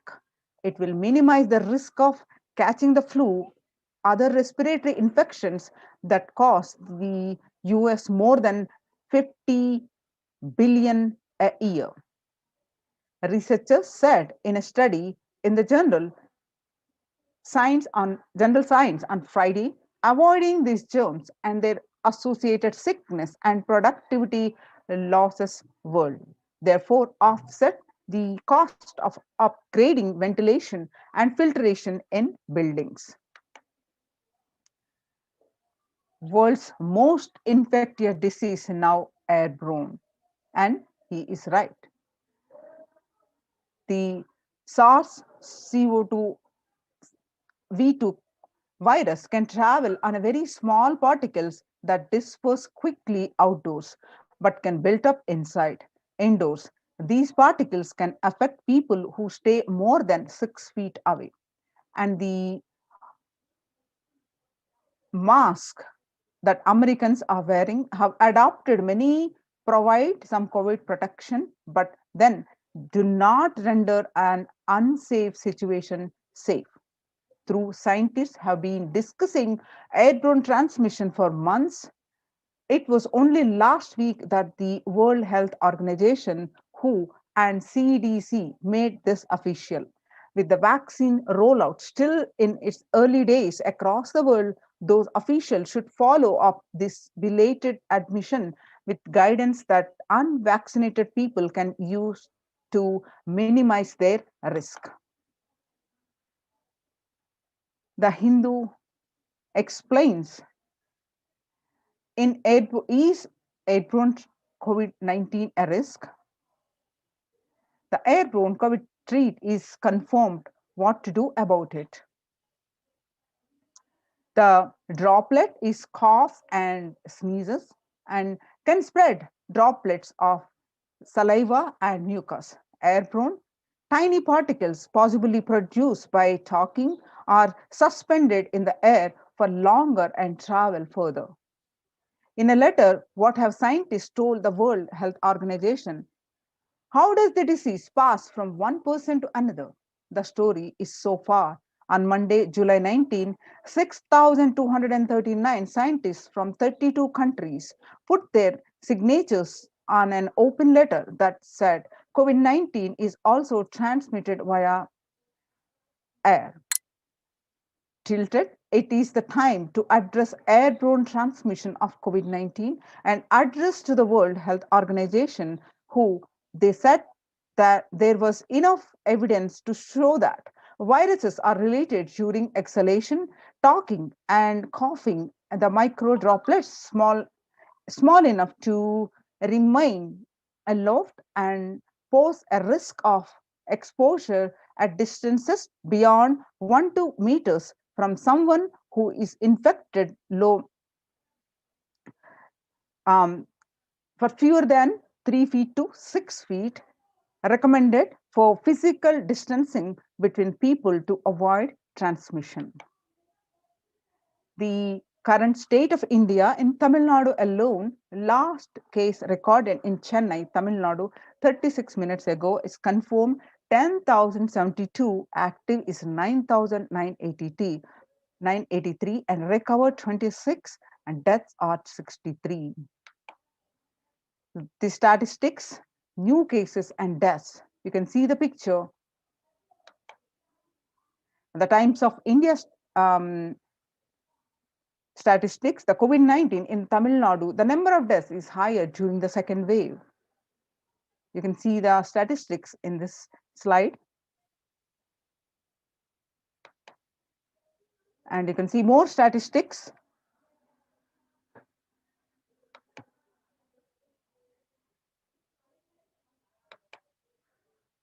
You can see some more statistics across the region.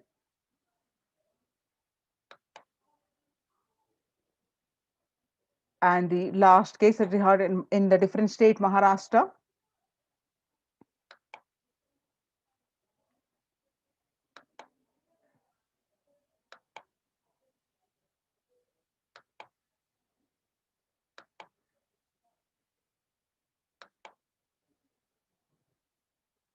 And you can see across the different states in India, the district-wide confirmed cases, the latest, and the health infrastructure.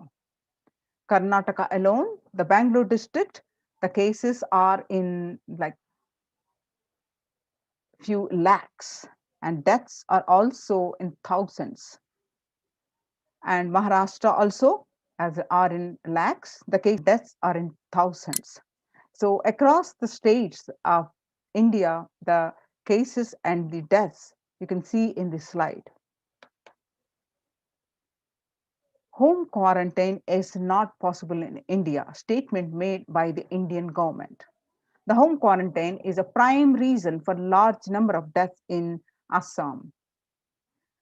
The Himanta Biswa Sharma, Assam Chief Minister, said that the home quarantine is one prime reason for the large number of deaths during the second wave of COVID-19 in Assam. Assam on Monday witnessed 92 deaths, which were the highest single day deaths in the state. Sharma said that we have seen more death cases are happening from home isolation as several people do not keep oximeters and some do not read the count in the meter properly. And further information on home quarantine is not possible in India. The Economic Times states that COVID Live News Maharashtra ends home isolation in 13 districts. Patients from these districts have to go to a quarantine center. Maharashtra government on Tuesday announced the decision to stop home quarantine in 18 districts, which show higher COVID positivity rate than the state's average. The state's public health minister, Rajesh Tope, said that the decision is taken to ensure better healthcare facilities to patients in districts which are showing higher positivity rate. And you can see the another news channel, Business Line, which states the same line: home quarantine is not possible in India, that about 41% of the houses have just a single room, which is shared by about 5%. About 41% households in India have just one room and don't have an exclusive living room, or about 5 people share such accommodations.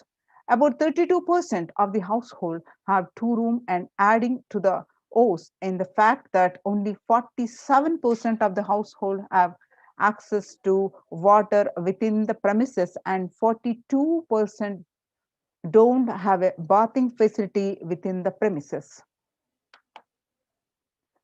And some more information on this, that the home quarantine is not possible in India, that the self-isolation for COVID-19 is impossible for 40% of Indian families. In order to utilize India's healthcare infrastructure, the optimally to manage the expanding fallout of coronavirus, the central government on 27th April signaled a change in approach from mandating that every person who tests positive for the virus be moved to isolation beds in dedicated hospitals or units. The government allowed home quarantine for those with mild symptoms. The key additional condition was that their house should allow self quarantining.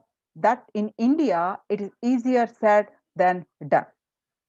According to Census 2011, about 42% of Indian households were living in houses where an average 3 or more people were sharing a room. In the context of coronavirus, this challenge of physical distancing is greater in rural areas, the 45% of households, than the urban ones, 35% of the households. Only one state, Kerala, is looking relatively dignified on this metric. And all districts reporting at least 250 cases have anywhere between 34% and 54% household averaging 3 or more to a room. Where is the space for home quarantine in cities? In New Delhi, the health ministry last week said most cases of coronavirus had been asymptomatic or mildly symptomatic, and had advised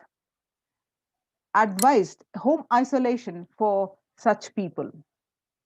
It also said that 65% cases across the country were reported from the metros and big cities. However, The census data suggests, and experts also agree, that the following the ministry guidelines on home quarantine is near impossible, particularly in urban households.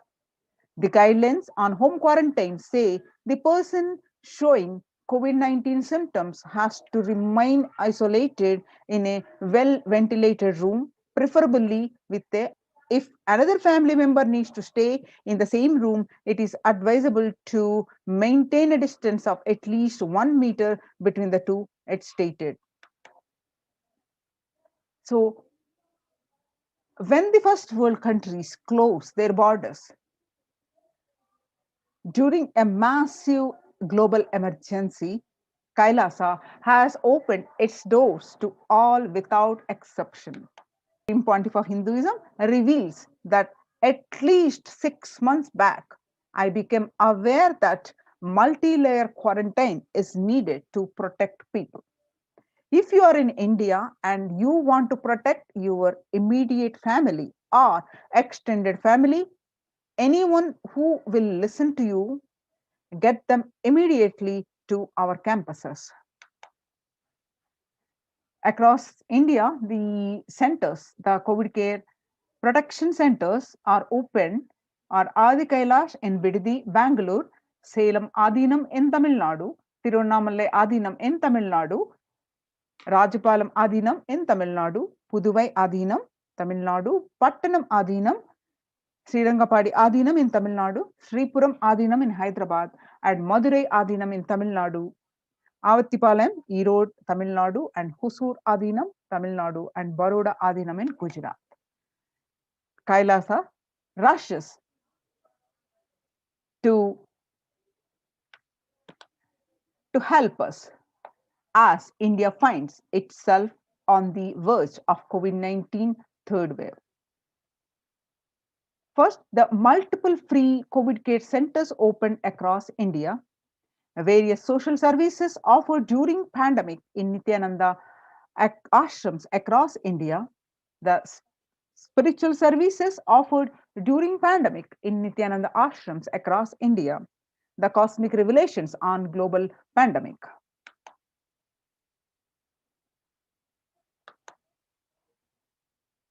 Many various free social services offered during the pandemic in Nithyananda ashrams across India.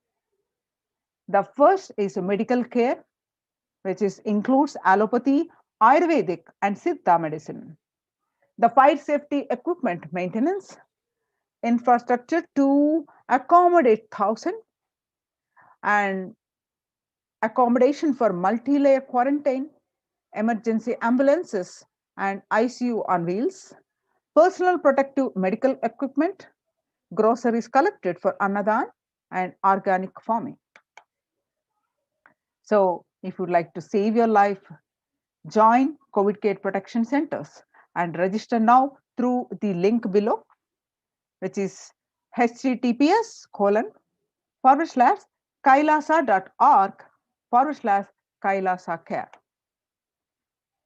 The glimpses from Kailasa's the Department of Health on COVID protection for Adi Kailasa Sarvajna Peetham. Immunity boosters and COVID care supplements procurement. The allopathic immune boosters are zinconia, vitamin D, and vitamin C. Through Ayurvedic medicine, immunity boosters are being provided to protect all the residents of Adi Kailasa Sarvajna Peetham. Steaming once a day with tulsi, eucalyptus, nochi, and turmeric leaves. All these the herbal leaves are taken from the healing trees here in Adi Kailasa. Twice a week, consumption of Kabasura Kundanir, a mixture of pepper, ginger, and clove. Other ingredients extensively aimed for boosting the lungs, improving the respiratory system, and treating infectious conditions such as cough, cold, and fever. Neelavembu Kundanir to be taken once a week. The Agastya Lehiam 5 days. Talisadi Vatakam, 3 to 4 tablets per day for 5 days. Induganta Kashayam, the Amrutostara Kashayam, both for 5 days, 1 teaspoon within 50 ml of warm water. Sudarshana Gulika, once every 5 days. Gargling with salt and turmeric twice a day. Spiritual routine, Panchakriya, the detoxing the whole body, Haritaki, castor oil, neem juice, Pratama Vinyasakama, the regular daily yoga that we do, Trinetra Kumbhaka, and Puja, daily Nitya Puja.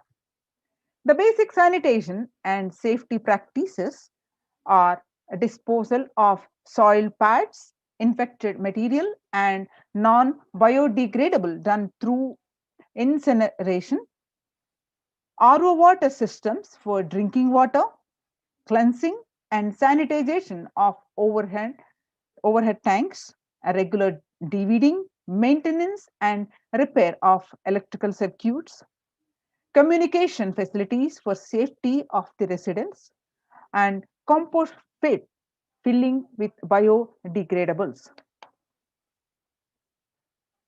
The diagnosis COVID care quarantine methodologies include immediately upon arrival to the campus, occupants will be quarantined for 15 days. The swab test, the RT PCR test to be done on day 5 of quarantine. All food handlers to be wearing mask and gloves and keeping distance. Disposal of waste food to be done with gloves and mask.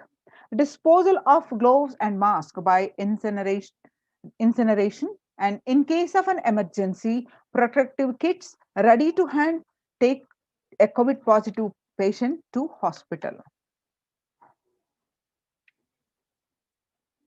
You can see the picture of the precautioner, the symptoms, the hand washing and infection control. Washing hands as often thoroughly with soap and water or with alcohol-based hand sanitizer. Avoid sharing any items such as dishes, drinking glasses, cups, eating utensils, towels, bedding, or other items with other residents in the Adinam. The mask protection include wear a mask all the times when and if exposed to vendors or outside people. Double layer cotton mask should be changed every day up to 24 hours and can be reused after washing with a detergent and sun dried. If it gets wet by saliva, the secretions or sweat, change it and wear a single a dry mask. The wet mask can be stored in a sealed plastic cover and washed with detergent and reused later. The mask protection, you can see the pictures. The face shield. A face shield will be provided as an extra protective wear for people at the gate interacting with the vendors and outsiders. The use of hand sanitizer, hand washing, regular streaming, taking of preventive kashayams, turmeric salt water gargling, and bathing with washing clothes with history of any exposure. If symptoms appear, which include cough, fever, difficulty in breathing, he or she should immediately inform the medical person in charge immediately. The standard operating procedures of quarantine includes first line of quarantine, people in the first circle who are in contact with vendors, the area of stay confined to the outermost area where communication with the outside is happening with vendors, etc. The stay in a well ventilated single room, preferably with an attached separate toilet. The person should not come to contact with inmates of Adhinam, especially elderly people, the pregnant women, children, and persons with comorbidities. the hypertension, diabetes, heart problem, asthma, etc. Restrict his or her movement within the area or room, the first line of quarantine. Delivery of packages, all parcels received at the gate to be sanitized, spraying with disinfectant. All deliveries will be contactless delivery. Wearing of free coverings and hand gloves are mandatory if contactless delivery is not an option, or request the delivery to be left in a protected and isolated place. The outer packaging of the item or product will be disposed before it enters the adhina. Packages will be quarantined before being delivered. All the delivery bags, boxes, and containers will be thrown away after transferring the items to their respective places. The surfaces of the package will be cleaned with a simple disinfectant and left to dry. All hands handling the packaging will be thoroughly washed with soap and water and or antibacterial solution frequently. All mail and packaged products, the non-perishable, will be left outside for 24 hours before using them. Disinfection, the sodium hypochlorite, the bleach or chloride will be used, the 1 teaspoon of bleaching powder in 3 cups. Alcohol at 70 to 90% will also be used for surface disinfection. Clothes to be washed separately with detergent and dried. Sharing of items prevents the spread of the virus. Fever continues for more than 5 days. If some of the warning signs, fever returns to the second week after having been reduced for a day or two. Fever more than 101 Fahrenheit after day 4. Resting heart rate over 110 while there is no activity happening. Breathlessness, tightness in the chest. Oxygen saturation less than 94% on pulse oximeter. 6-minute walk test. Record the saturation rate before and after walking briskly for 6 minutes. If the saturation falls by more than 3%, it is not favorable, and less than 94 not good too. Relentless cough, the continuous coughing. In campus ambulances, you can see the pictures. Some more pictures of this. The prevention is the best medicine. This is the second line of quarantine. People who come in as newly will be given a separate room with the toilet facility. Under no circumstances will they exit the room. The designated quarantine person picks up the food after the person who served the food is at a safe distance of 6 feet. The food will be placed outside the door. Monitor the temperature, pulse rate, and oxygen saturation levels once a day and more often if the person is symptomatic. Please speak with the medical team. Take paracetamol if temperature is more than 99 Fahrenheit. Ensure good hydration, have a nutritious diet, and stream inhalation twice daily, salt and turmeric hot water gargling twice daily. Ayurvedic and Siddha medicine will be given as per the instructions. Doctor will be contacted if there is worsening of symptoms for specific management, which could be further consultation, investigations, and treatment. Residents will be asked to continue taking medications if they are on any blood BP, blood pressure, sugar, or heart elements, etc. Doctors will be consulted if conditions pose a higher risk. Residents on medication will be asked to bring 2 months of supply till the Adhinam is able to organize the medications for them. Residents will be asked to take a long deep breath, the pranayama, lying prone position on their tummy as much as possible so the lungs expand well. If there are no symptoms, the person will come out of quarantine after the total of 15 days. The test will not be repeated if clinically well.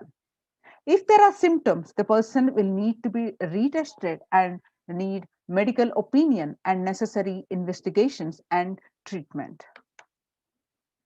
Common symptoms which will look out for are fever, sore throat, fatigue, excess tiredness, cough and mostly dry, wet cough in some, body aches, headache, loose stools, vomiting, loss of sense of smell, loss of sense of taste, exhaustion, giddiness, fainting. Previous mentioned symptoms will be provided with immediate evaluation and hospital care. Early detection of these warning signs and identifying the timeline is very crucial for better outcome. These will be monitored very closely and is the most important thing that needs to be done. Identifying day one of symptoms is very crucial in the management with respect to monitoring the treatment protocols. Day one would be when the very first symptom is started. Investigate for possible source of contact. All the people who have come in close contact 3 to 6 feet range with the primary case in the last 3 days need to be isolated separately and the infectivity starts 0 to 3 days before the onset of symptoms, and the infected person shed the virus till 9 days. Any of the above symptoms in various combinations signals the possibility of COVID. Even though the same symptoms can happen with any viral infection, in a pandemic, it is considered as the possible diagnosis until proven otherwise. Rare presentations are known: rash on body, bluish discoloration of the fingers and toes, sudden onset of breathlessness, heart attack and strokes, paralysis of the limbs. Any suspect case should be immediately isolated. The RT-PCR test is to be asked for in symptomatic people immediately. The contact will monitor for symptoms and will get tested if any symptoms show up. Else, to wait for 5 days if they continue to be asymptomatic. They check their status thereafter. A negative report ensures they can move into the community. Instructions followed by the lead. Only an assigned member will be tasked with taking care of the quarantined person. Use disposable gloves when cleaning the surfaces or handling any soiled linen of individual. Washing of hands after removing gloves. No visitors will be allowed in the vicinity of the quarantined person. In case the person being quarantined becomes symptomatic, all the close contacts taking care will be quarantined for 15 days and followed up for an additional 15 days or till the report of such a case turns out negative on lab testing. The environmental sanitization includes clean and disinfect frequently touch surfaces in the quarantine person's room, example the bed frames, tables, etc., daily with bleach solution. Clean and disinfect toilet surfaces daily with regular household bleach solution, the phenolic disinfectants. Clean the clothes and other linen used by the person separately using common household detergent and dry. The Adinavasis coming into the Adinam must take the following medical test. A result to be sent to Ma Santan Lakshmi and you can email. The email is projected here. Results will be reviewed by the medical team at the Adi Kailasa Sarvajñapita female campus by Dr. Atmananjana and Dr. Santan Lakshmi and Dr. Ma Chandravidya RN. The medical tests include the blood test, mandatory requirements of medical tests. Blood test, the complete blood count with peripheral smear, blood group type, fasting and postprandial blood sugar, renal function test, blood urina, blood and serum creatinine, VDRL, HBsAg, HIV, thyroid function test, serum T3, T4, TSH, ECG, liver function test, and lipid profile tests. Please get your RT-PCR test for COVID-19 taken 2 days before coming into the Adhinam and send it to the previous mentioned email address to get clearance. The medical team will communicate to the admin of the respective Adhinam which regards to the medical status and approval status. Once communicated to the person should come into the Adhinam within 24 to 48 hours of the test. If there are any pre-existing medical issues like hypertension, diabetics, or any other chronic diseases and comorbid situation, please bring in a recent reports and the prescription from the attending doctor.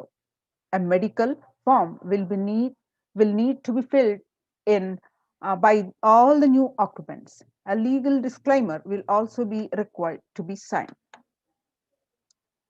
All the people in the quarantine will be monitored for temperature rise, oxygen status, and other symptoms during the period of quarantine. Anyone with symptoms should be reported immediately. The designated quarantine person will be responsible to monitor the pulse oximeter and temperature daily. The equipment should be sanitized after every use, and knowledge for the same will be given to the medical team. The report of these recordings will be reviewed by the medical team daily. During the quarantine period, certain Ayurvedic and Siddha preparations, streaming, saline, and turmeric, water goggle, and other immune booster will be given by the caregivers, which has to be followed strictly. The rules and regulations include after 15 days, they can be out of quarantine. Please follow the basic guidelines of living in the Adhinam, some of which are listed below. Smoking, drinking, drugs, substance abuse is strictly prohibited. Consumption of non-vegetarianism food is strictly prohibited.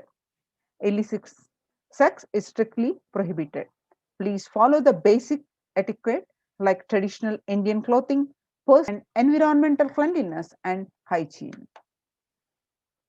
Maintaining the sanitation of the Adhinam include the following measures below will help prevent in the spread of infections in the Adhinam, such as colds, flu, and stomach bugs, and protect the Adhinavadis. Make sure the workplace are clean and hygienic. Surfaces that are desks and tables and objects that, example, the telephone, keyboards, need to be wiped with the disinfectant regularly to prevent. Promote a regular and thorough hand washing by the Adinavasis. Please keep sanitizing hard rub dispensers in prominent places around the workplace. Make sure these dispensers are regularly refilled. Display posters promoting hand washing. The washing kills the virus on your hands and prevents the spread of infection. Promote good respiratory hygiene in the workplace. Display posters promoting respiratory hygiene. Good respiratory hygiene prevents the spread of infection. Anyone with even a mild cough or low-grade fever with 37.3 Celsius or more need to be monitored by health personnel with isolation even if symptoms are mild. They should wear ordinary surgical face masks rather than N95 face masks in their quarantine room. Medications such as paracetamol, ibuprofen, or aspirin may mask symptoms of infection. Ensure and pre-order sufficient supplies and materials, including masks, tissues, and hand sanitizers for all the people. The travel precautions include travel outside of the Ardinum must be discussed with the medical department. No one is leave the premises without approval. Plan of action when someone is infected with COVID-19. The plan should cover putting the ill person in an area where they are isolated from others. Local health authorities will be notified. The medical team have a working relationship with good hospital for and any medical emergency. Please note down emergency contact numbers of the hospitals where you may have to shift people to. All the medical team members and the admins will have it with them for immediate reference. You can see the oxygen concentrators in case of emergency. Join now for the COVID Care Protection Center. Register now through the link below, https://kailasa.org/Kailasa Care. So now we'll have a short break and we are going to move on to the next segment.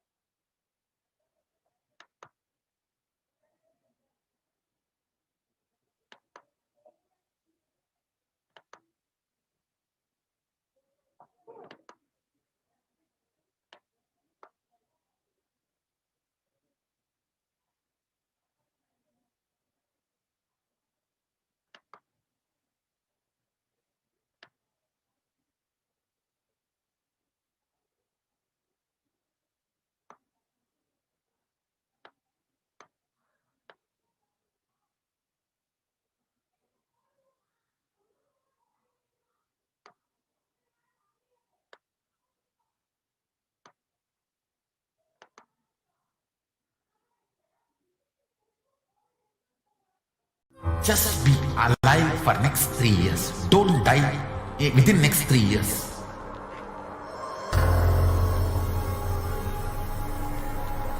Just don't die within next 3 years. Be alive. Somehow be alive. I'm working sincerely. I will reach you somehow. Somehow I will reach you. It's my commitment to humanity.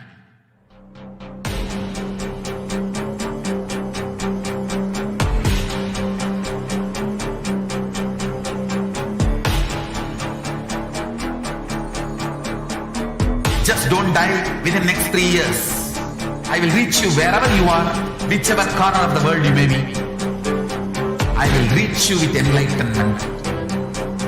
You manifesting the space, state, powers, being, Paramashivoham. It is possible, and it is possible for you.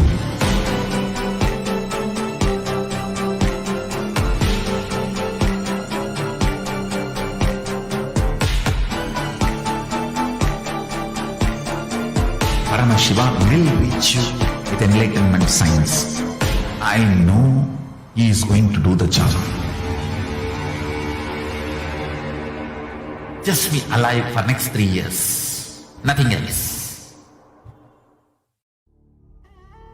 What I mean by the word E-Kailasa, listen intensely. enlightenment ecosystem, literally enlightenment itself, in your own home, wherever you are. If you cannot come to Kailasa, it's okay. Kailasa can come to you.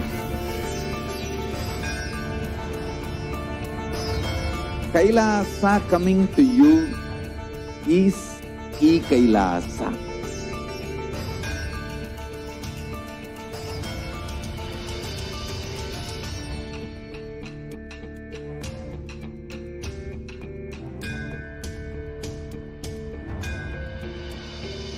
I will revive Hinduism. I am a Hindu revivalist, not by any revolution, but by evolution.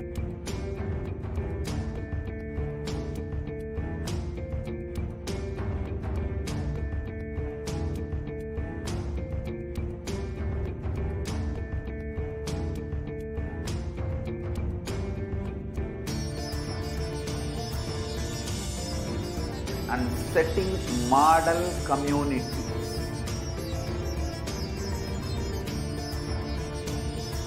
Kailasa, enlightenment ecosystems, Sarvanya Peethas all over the world.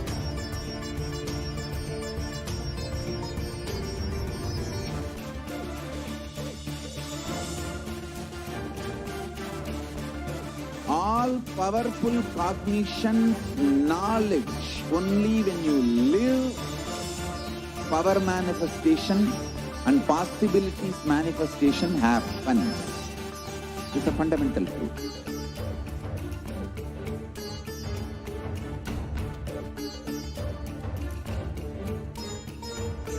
Hinduism cannot live exclusively as one sampradaya. No.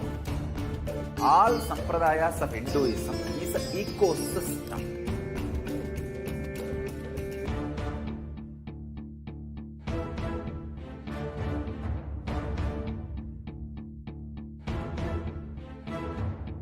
So don't keep quiet thinking that if one sampradaya is attacked, only that sampradaya is going to be affected. All of us are ecosystem.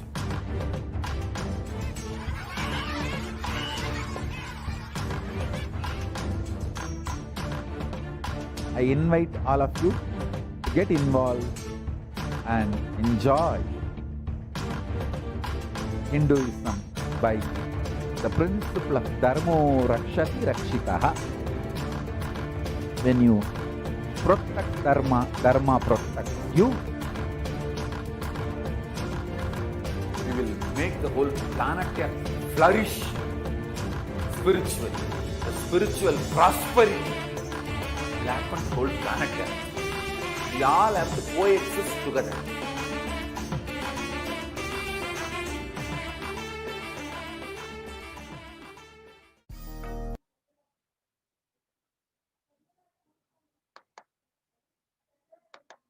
Yes.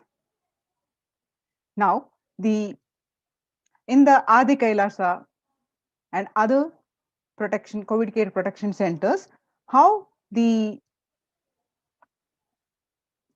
morning yoga, the morning spiritual routine is getting implemented. As part of the morning routine, they do the various activities, which includes Nithyananda Yoga, Nitya Puja, the Panchakriya, the Satsang, and taking Kashayams. The Supreme Pontiff of Hinduism says, a person who is in love will wait to spend time with the beloved. If you are a seeker, you will be waiting for this 5 hours every day, because that is the time you get near what you are seeking. A person who is in love will be waiting to spend time with the beloved, and a person who is seeking will be waiting to spend this 4 hours. Because this is the time you get closest to what you are seeking, and your seeking takes shape into the system. So when your beloved comes near you, if you are tired, the love is gone. That's dead. So during the morning 4 hours, if you are bored, your seeking is dead, gone. You need to thorough overhauling inside you. You need to ask yourself. You need to question many of your answers.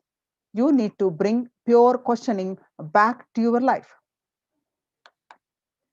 So during the as part of the routine, the morning Nithyananda yoga, which when you do the yoga, you experience your entire body becoming Amrita Sharira, the body filled with nectar. It becomes an ecstatic body just by the air, without any external touch. The Panchakriya, which is the Panchakriya, is doing the detoxification of the body.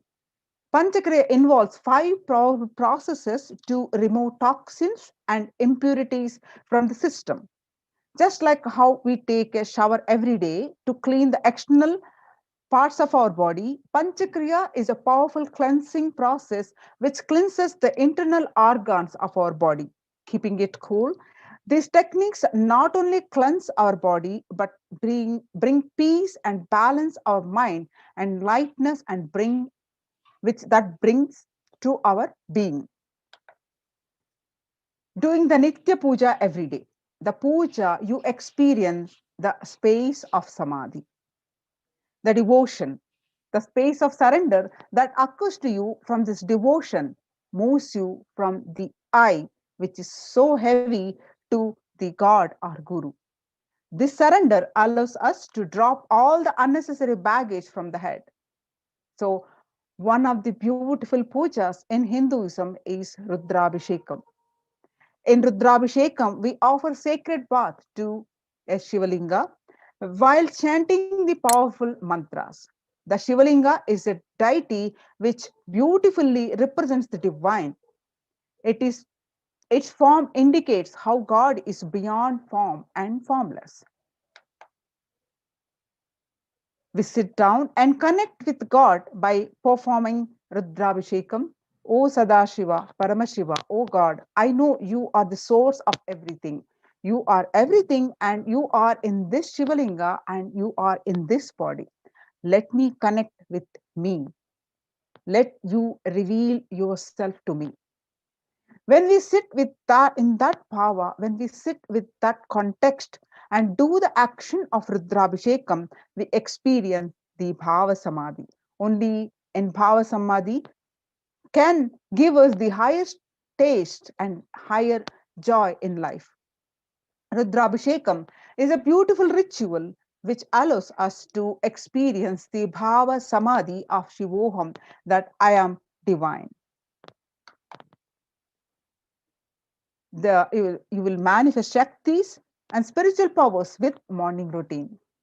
So if you just follow this morning 5 hours, enough. You will have a walk Shakti, all Shaktis manifesting in you, because all the obstacles for manifesting Shaktis, tiredness and boredom, pitta, fatigue, and everything will be churned out in that morning 5 hours.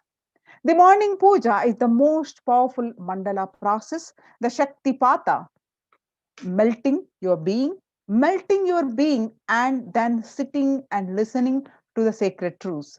Constantly inspiring, engaging, alive, awakening. Just this morning 5 hours, if you can bring integrity and authenticity, all the obstacles stopping you from power manifestation will disappear. The Supreme Pontiff of Hinduism continues to say that you can perform all the spiritual practices by yourself, like the morning yoga and Nitya Puja from your home. But there will always be a risk of losing your initial inspiration and excitement after a few days or after a few weeks. So, living in the enlightenment ecosystem, even if your boredom or tiredness try to pull you down, the Sangha will inspire you, help you by giving the wake up call and supporting you to complete your incompletions. So, some of you may be a Shakta, some may be Yoga, some may be Vedanta, some may be Tantra, some may be Shakta Vedanta, some may be Shaiva Tantra, some may be Yoga Vedanta, some may be Yoga Shaiva, some may be Vaidika Shaiva, all kinds of permutations and combinations. We may be each temple, each mutt, each monastery, each adhinam, each Veda Patashala, each sannyasa sampradaya is a spiritual ecosystem created to keep the enlightenment signs of alive of that sampradaya. So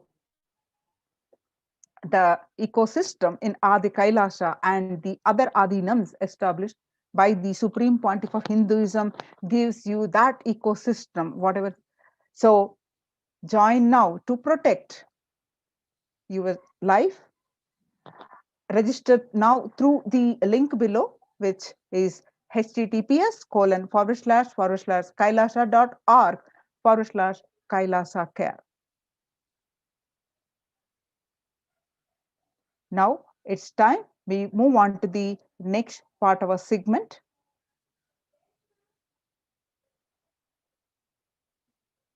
After a short break, and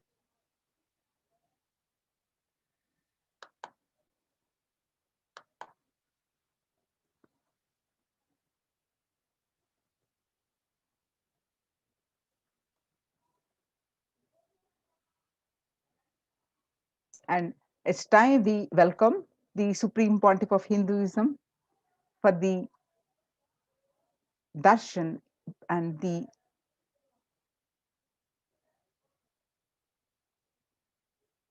infinite blessings that we are going to receive. And let's sit with the deep space of gratitude and with the deep restful awareness and a strong feeling connection with the Supreme Pontiff of Hinduism. We are just a few hours away for the Guru Purnima. On this occasion, let's all offer our gratitude. And now it's time we sit with a deep feeling connection, deep sense of gratitude to receive the Supreme Pontiff of Hinduism. Let's start chanting the Mahavakya. Om Nithyananda Paramashivoham. Om Nithyananda Paramashivoham. Continue to chant and sit with the deep restful awareness and deep space of gratitude and a strong feeling connection.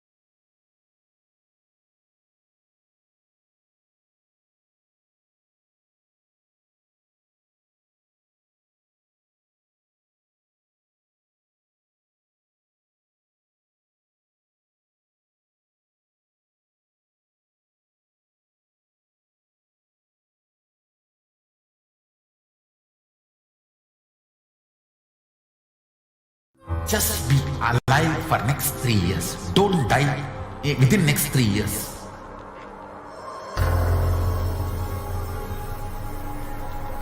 Just don't die within next 3 years. Be alive. Somehow be alive. I'm working sincerely. I will reach you somehow. Somehow I will reach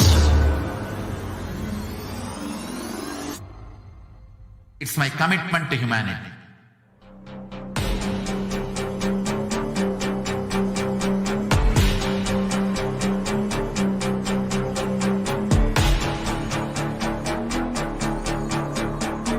Just don't die within the next 3 years. I will reach you wherever you are, whichever corner of the world you may be. I will reach you with enlightenment. You manifesting the space, state, powers, being Paramashivoham. It is possible, and it is possible for you.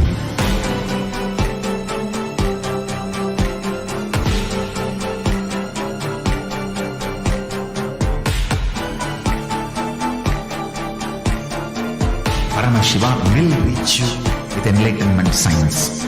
I know he is going to do the job. Just be alive for next 3 years. Nothing else. What I mean by the word e-Kailasa, listen intensely. Enlightenment ecosystem, literally enlightenment itself, in your own home, wherever you are. If you cannot come to Kailasa, it's okay. Kailasa can come to you. Kailasa coming to you is e-Kailasa.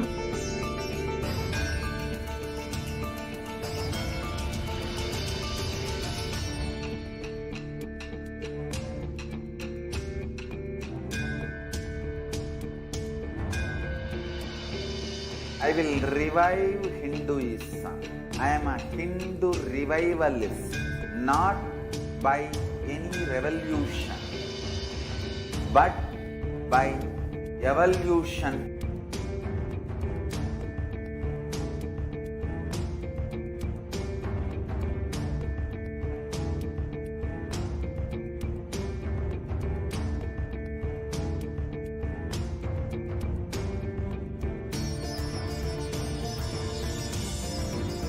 And setting model community.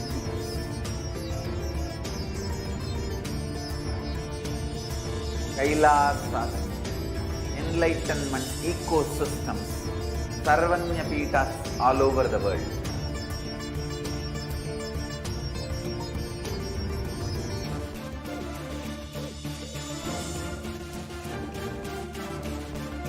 All powerful cognition, knowledge, only when you live power manifestation and possibilities manifestation happens. It's a fundamental truth.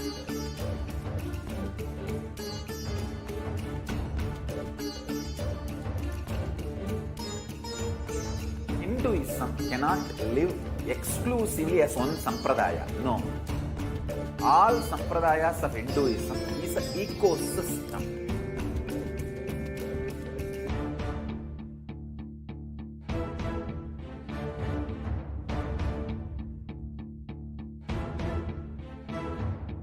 So don't keep quiet thinking that if one sampradaya is attacked, only that sampradaya is going to be affected.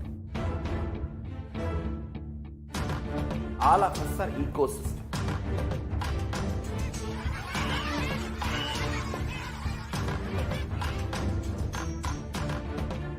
I invite all of you to get involved and enjoy Hinduism by the principle of Dharmo Rakshati Rakshitaha. When you protect Dharma, Dharma protects you. We will make the whole planet flourish spiritually. The spiritual prosperity will happen to the whole planet. We all have to coexist together.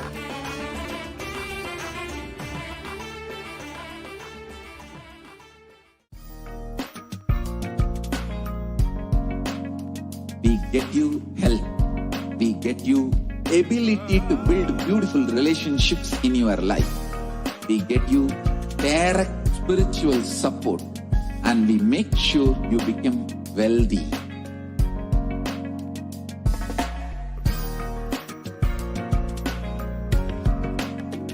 We won't stop giving you just good life. We will literally not stop till you live enlightened life.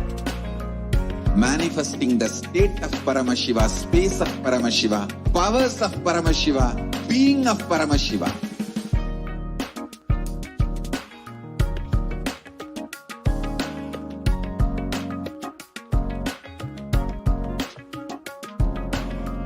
Whole world should become e-Kailashians. I want the whole world to know Hindus have something great to contribute to the world.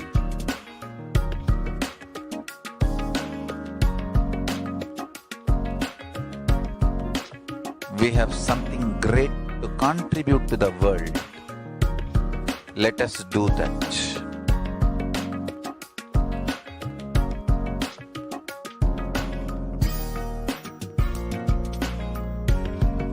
E-Kailasa is proper customized spiritual service helping you to identify your root patterns of suffering.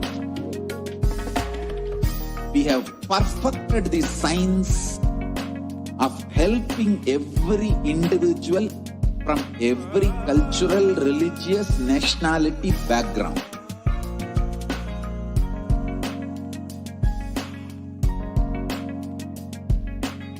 You will have lowest reactionary assumptions, highest awakened response, alive response for life continuously.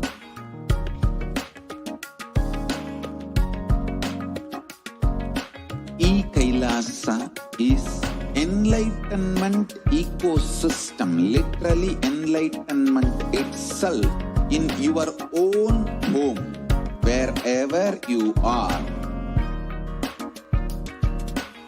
Proper customized spiritual service helping you to complete with your life negativity. Withdrawal from life, self-hatred, self-denial, self-doubt, so much of tiredness, laziness. We can support you aligning your diet, your attitude, your aptitude, your understanding about life. We can help you with everything.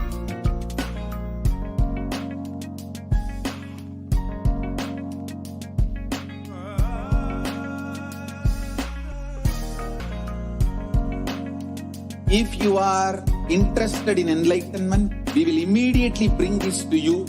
If you are not interested, we will explain the whole science, inspire you and make you interested in enlightenment science. We need to cater this enlightenment science to the whole world wherever they are, because enlightenment is the birthright of all human beings. Kailasa is responsible to provide that to all human beings.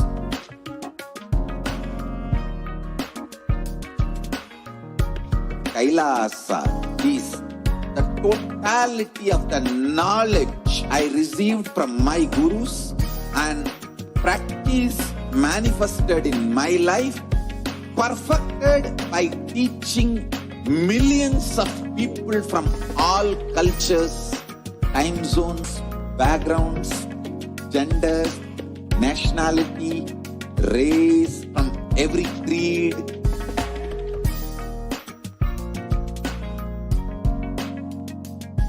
So this absolutely perfected knowledge available to you, served to you in your home without even you moving out of your couch, free of cost.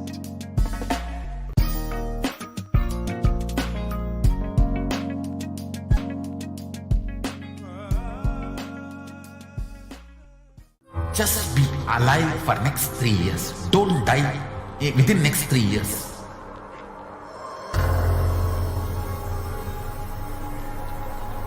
Just don't die within next 3 years. Be alive, somehow be alive. I'm working sincerely. I will reach you somehow. Somehow I will reach you. It's my commitment to humanity.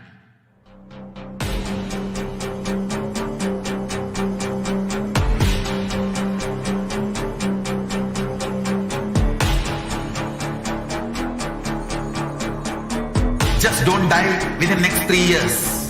I will reach you wherever you are, whichever corner of the world you may be. I will reach you with enlightenment. You manifesting the space, state, powers, being Paramashivoham. It is possible, and it is possible for you.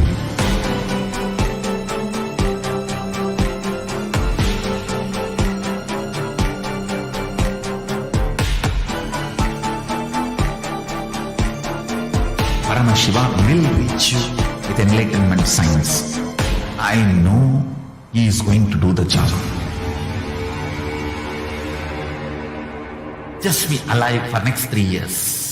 Nothing else. What I mean by the word E-Kailasa, listen intensely. Enlightenment ecosystem, literally enlightenment itself, in your own home, wherever you are. If you cannot come to Kailasa, it's okay. Kailasa can come to you.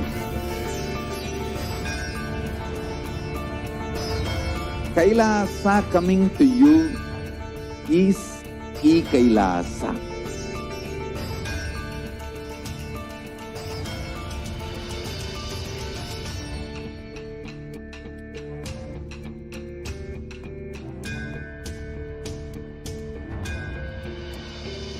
I will revive Hinduism. I am a Hindu revivalist, not by any revolution, but by evolution.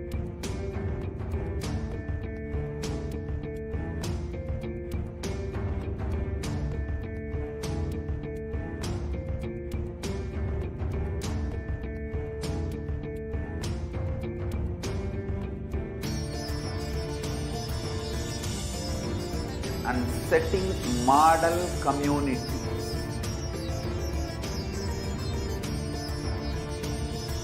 Kailasas, enlightenment ecosystems, Sarvanya Pitas all over the world.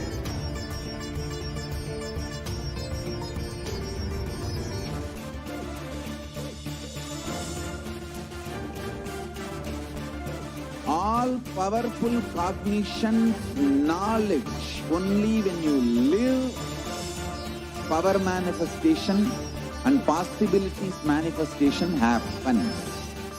This is a fundamental truth.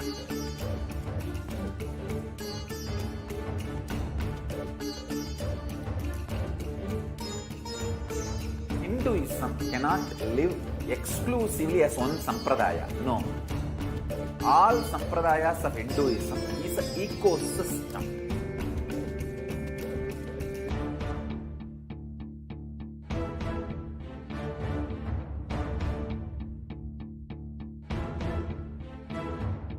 So don't keep quiet thinking that if one sampradaya is attacked, only that sampradaya is going to be affected.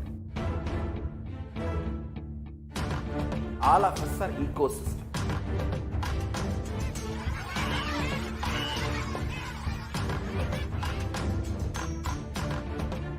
I invite all of you to get involved and enjoy Hinduism by the principle of Dharmo Rakshati Rakshitaha. When you protect Dharma, Dharma protects you. We will make the whole planet flourish spiritually. The spiritual prosperity will happen to the whole planet. We all have to coexist together.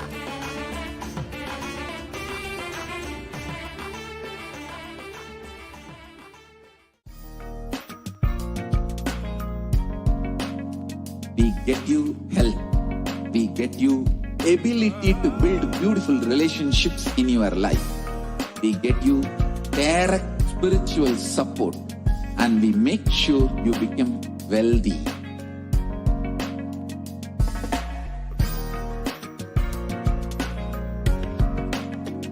We won't stop giving you just good life.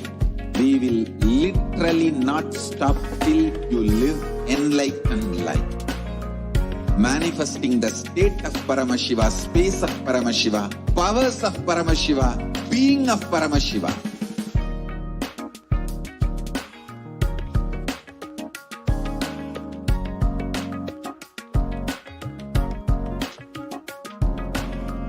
Whole world should become e-Kailashians.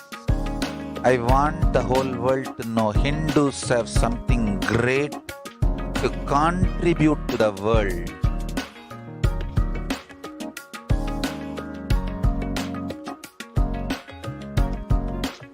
We have something great to contribute to the world. Let us do that.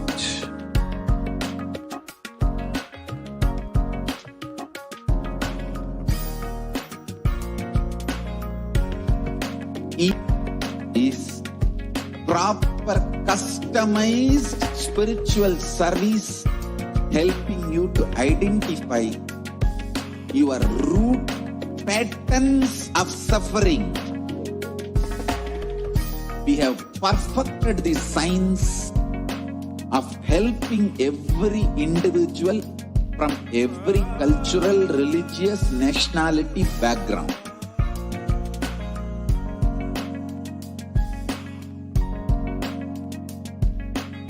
You will have lowest reactionary assumptions, highest awakened response, alive response for life continuously.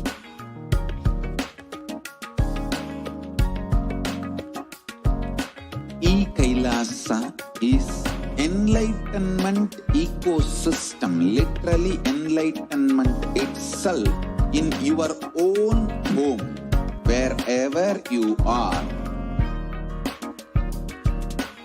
Proper customized spiritual service helping you to complete with your life negativity. Withdrawal from life, self-hatred, self-denial, self-doubt, so much of tiredness, laziness.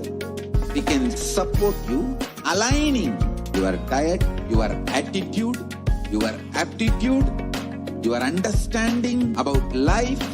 We can help you with everything.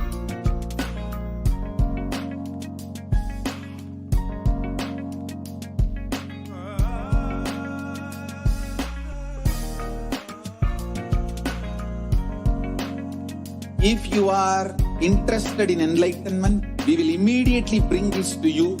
If you are not interested, we will explain the whole science, inspire you, and make you interested in enlightenment time.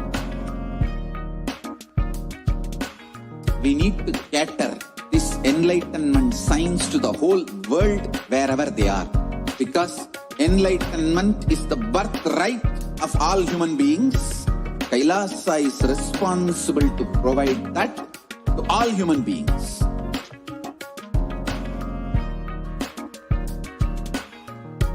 Kailasa is the totality of the knowledge I received from my gurus and practice manifested in my life, perfected by teaching millions of people from all cultures, time zones, backgrounds, genders, nationality, race, from every creed.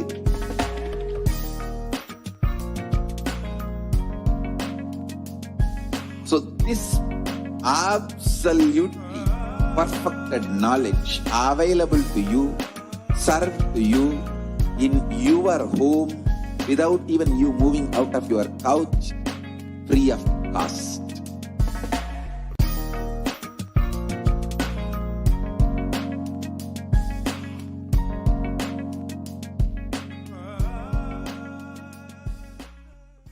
Just be alive for next 3 years. Don't die within next 3 years.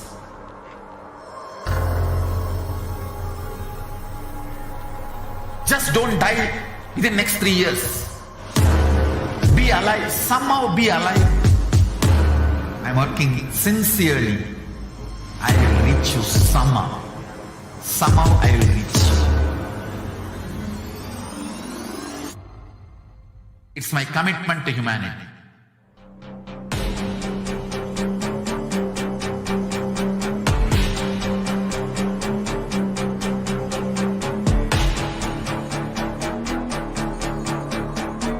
Just don't die within next 3 years. I will reach you wherever you are, whichever corner of the world you may be. I will reach you with enlightenment. You manifesting the space, state, powers, being Paramashivoham. It is possible, and it is possible for you.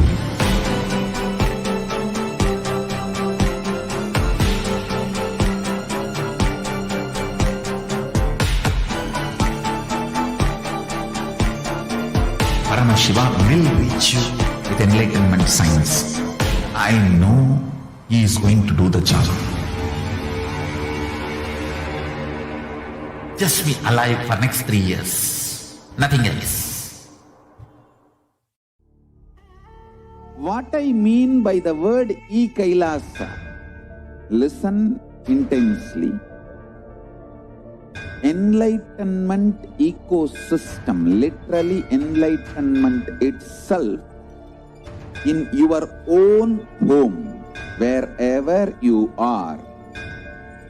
If you cannot come to Kailasa, it's okay. Kailasa can come to you. Kailasa coming to you is e-Kailasa.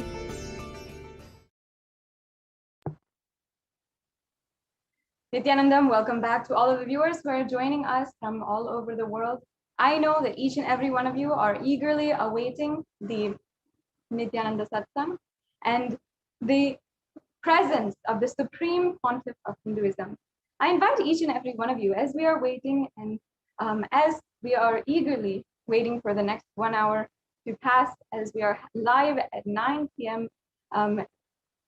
Indian Standard Time with the darshan of the Supreme Pontiff of Hinduism, inviting each and every one of you to spend a few minutes now and share in all of the different social media platforms the news that the Supreme Pontiff of Hinduism himself will be gracing and will be here and will be gracing us, each and every one. Now,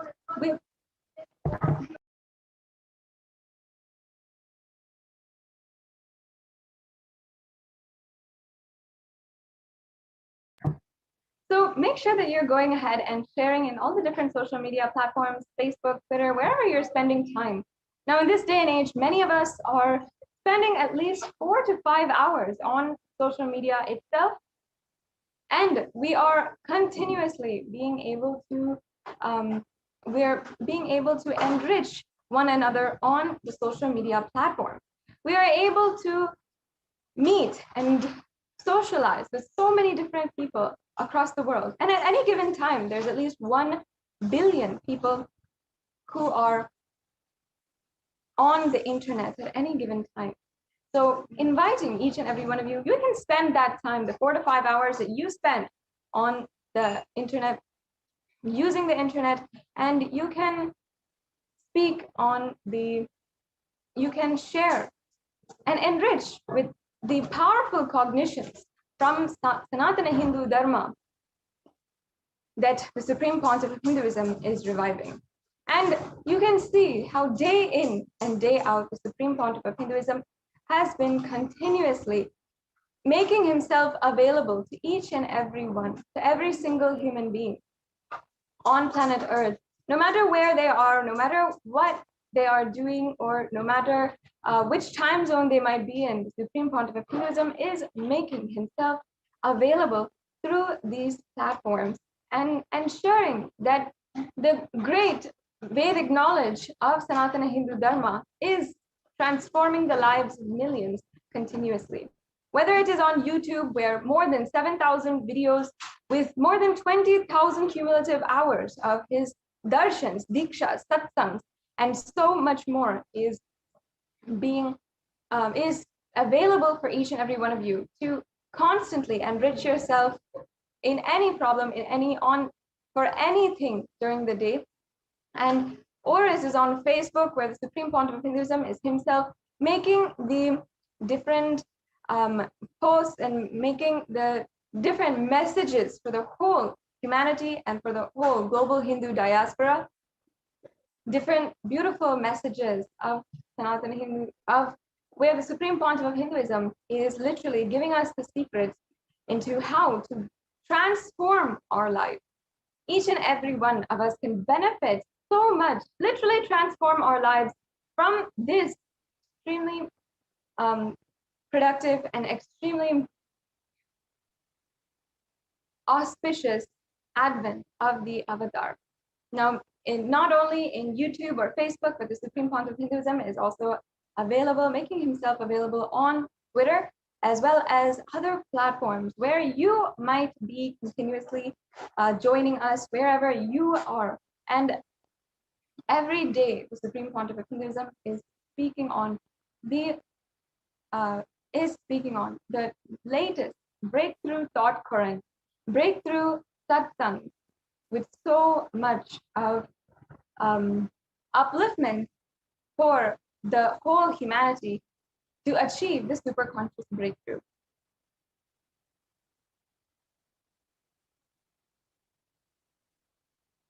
Yes. So in this next segment, we'll be entering into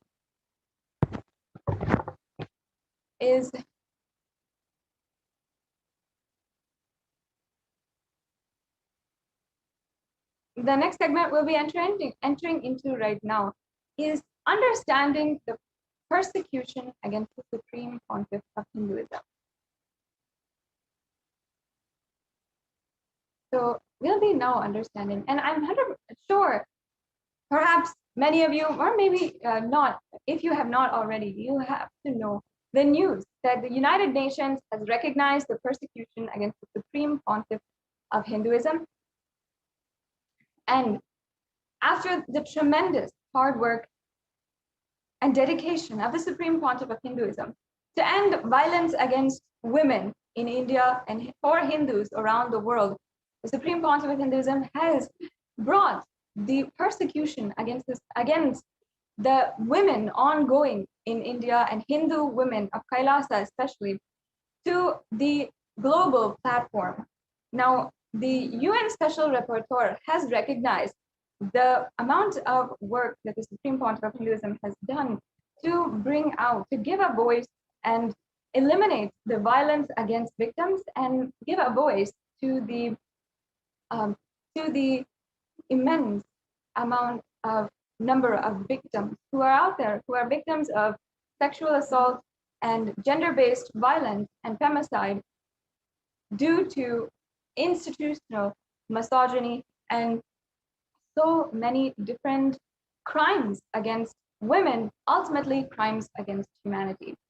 We have been continuously unable to see the way that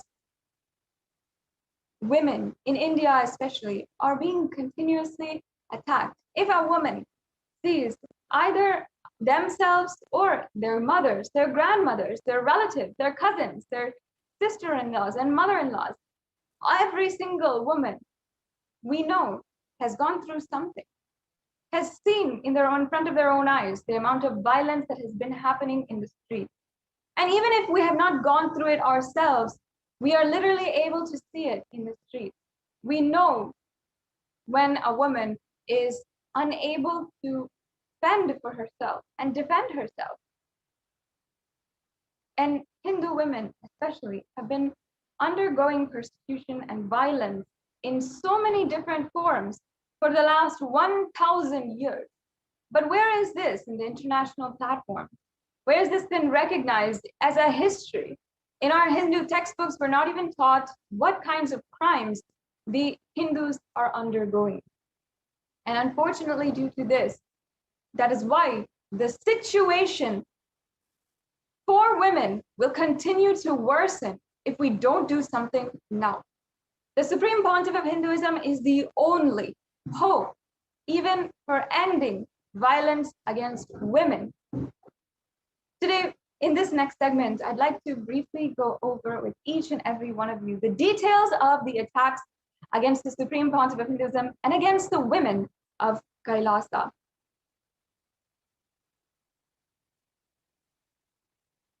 Yes, so now,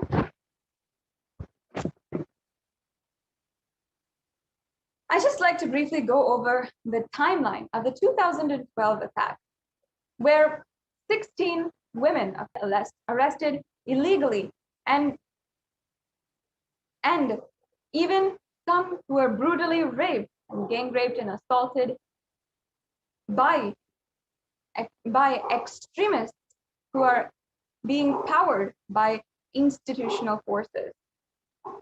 Now, on the 7th of June 2012, the Supreme Pontiff of Hinduism held a press meeting to reveal the truth about the false accuser and the media mafia attack 2 times in a single day.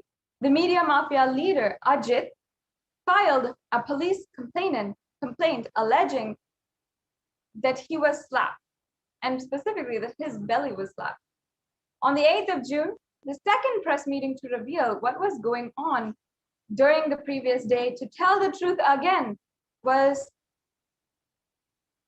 being held. And again, the media mafia attacked. The state chief minister had entered the district administration to come up with detailed report regarding to the situation in around the premise of Nithyananda Ashram in Bidadi. And this is the Adi Kailasa Sarvagya Peetham. And then on the 10th of June, media reports revealed the state was planning to illegally take over the Adinam, or the temple monastery. On the 11th of June 2012, the government orders sealing of the Adinam, the temple monastery, and the police executed a search, seal, and seize and curfew order. First of all, this is an absolutely illegal act against a religious institution in India. How can they even surmise being able to take control of a religious institution? Would they do this to other religious institutions? These are the fundamental questions that we have to ask. The police continued to execute this search, seize, and curfew order until the 12th of June 2012. And not only that, children inside of the Adinam had to go hungry because police and because the authorities in check would not allow them to have food even. The next slide, please. And this led to the events on the 13th of June 2012. The Supreme Pontiff of Hinduism had gone to court seeking anticipatory bail for the malicious FIR by media mafia, and namely the anti-Hindu element extremist Ajit. The Supreme Pontiff of Hinduism's council could not secure the anticipatory bail as hearing was purposely adjourned for the next day. And the state government filed another false case using police justification propaganda alleging that the Supreme Pontiff of Hinduism was a threat to the peace, and again illegally arrested the Supreme Pontiff of Hinduism. Millions of us devotees around the world were absolutely devastated to hear that once again the Supreme Pontiff of Hinduism was arrested, and illegally done so after seeing literally with our own eyes the Supreme Pontiff of Hinduism undergo 53 days with undergoing absolute torture, death threats, even attempts to kill him. The Supreme Pontiff of Hinduism had to go under the illegal custody of the state authorities again in 2012. And this time, without anyone understanding or knowing what was happening. The next slide, please.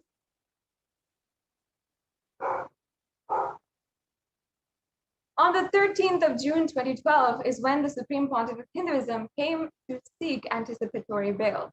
And since 2010, the anti-Hindu terrorists and anti-Guru mafia had attacked the Supreme Pontiff of Hinduism and tried all kinds of character and assassination against the Supreme Pontiff of Hinduism until they found that they were not able to shake or destroy the Supreme Pontiff of Hinduism.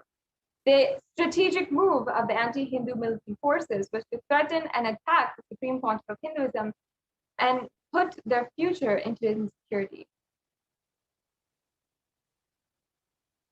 And on the 11th of June 2012, the CM of Karnataka ordered for the sealing of the ashram, the Adi Kailasa Sarvagna Peetham, and the temple. The summoning of the medical records by the USA court debunking the false case against the Supreme Pontiff of Hinduism was a slap on the face of the state police media mafia nexus.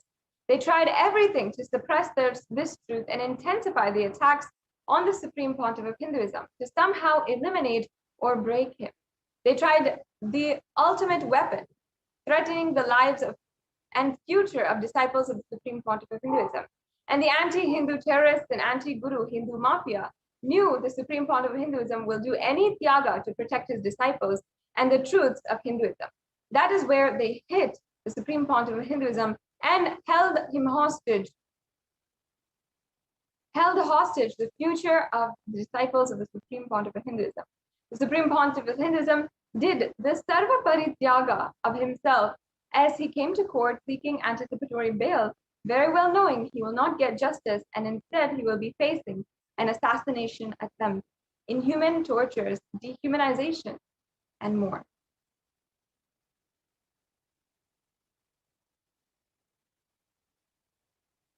On the 11th of June 2012, the Chief Minister had illegally ordered the arrest of the Supreme Pontiff of Hinduism, the arbitrary and illegal arrest, the search and seal of the temple property, and the seal of the Adinam, the arbitrary and illegal seal of the Adinam, and the enforcing the curfew on the residents of the Adinam.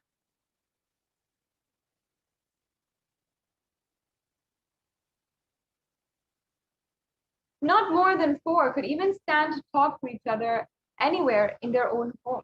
This was the illegal curfew imposed on private property and where the right to life was denied. Now, in the Jewish Holocaust also, we saw that even there, the prayers were absolutely banned by the Nazi forces, and all of the Jewish people had to do their prayers, their rituals in hiding.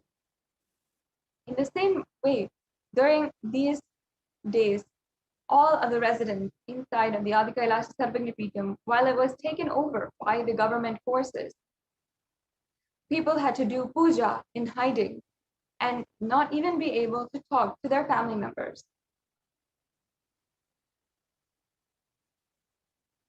And here we're seeing another media article where the CM orders sealing of the Nithyananda Ashram. On the 12th of June 2012, state persecuting the victim rather than the perpetrator of the crime to task, the chief minister orders for the monastery to be sealed.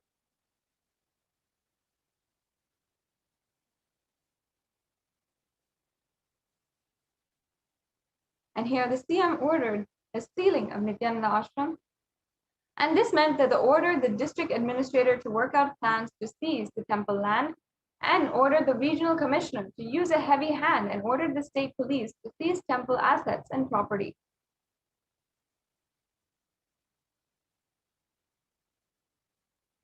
And again, we're seeing the media articles here. We're saying not Nithya is Viradi land the target and arrest Nithya, follows ashram and orders. These are media articles that were publicized during that time.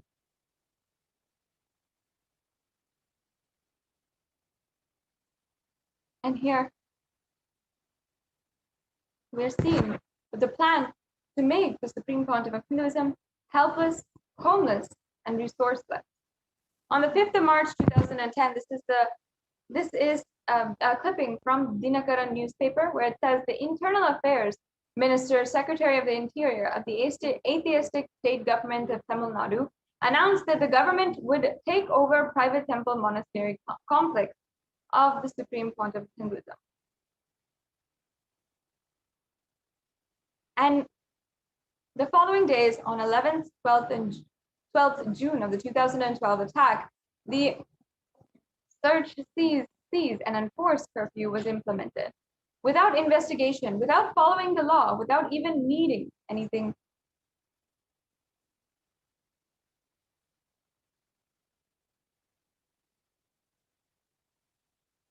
Yes. And on the 11th and 12th of June, we saw the state police seizes the temple property, seals the monastery, enforces a curfew, and displaces hundreds of residents.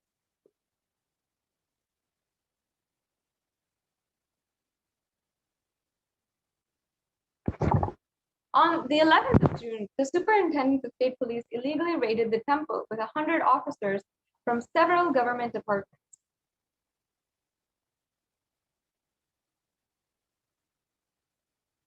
And administrative units of the temple monastery complex illegally sealed the ashram. And as you can see, these locks were put in place by the enforcement, and who had literally been trying to ensure that all of the residents of the Adinam were not even able to go inside the rooms of their own Adinam, of their own home.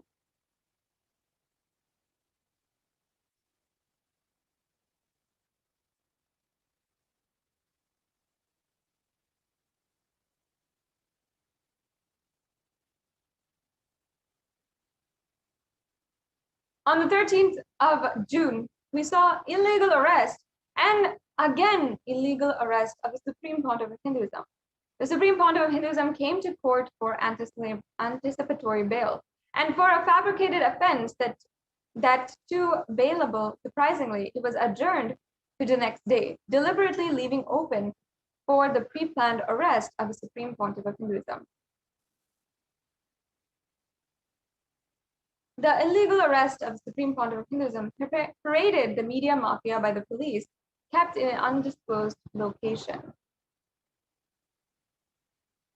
And here we can see the Supreme Pontiff of Hinduism being literally hounded by the media mafia and the police as illegally.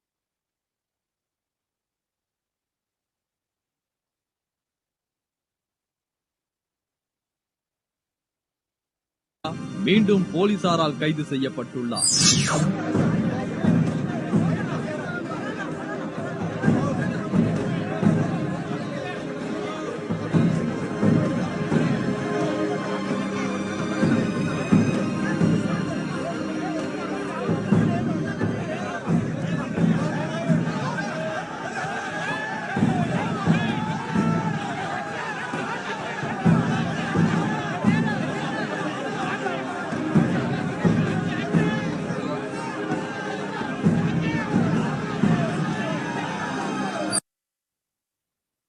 This is absolutely terrifying footage of so many henchmen, armed people inside of the mob, and somehow the Supreme Pontiff of Hinduism being able to make it just a 10-foot distance from the police station entrance to the car that was supposed to take him and supposed to safeguard him.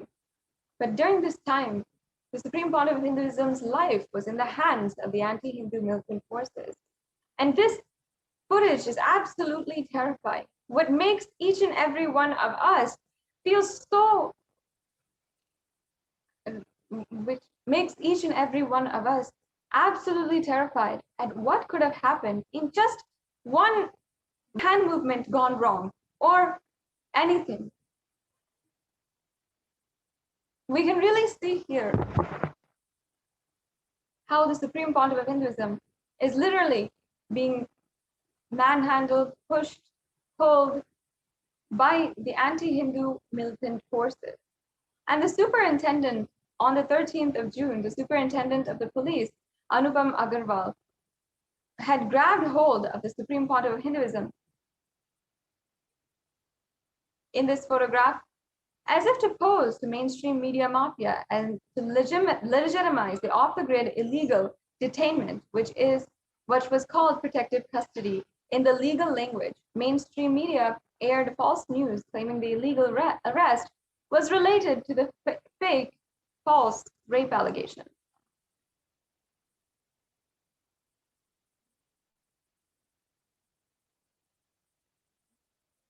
These 600 policemen pushed the Supreme Pontiff of Hinduism into a car and took him to an undisclosed location.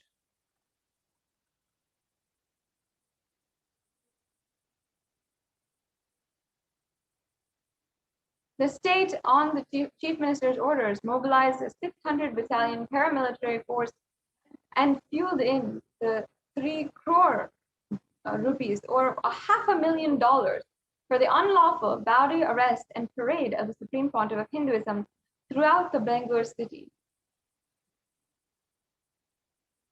to falsely project him as a criminal.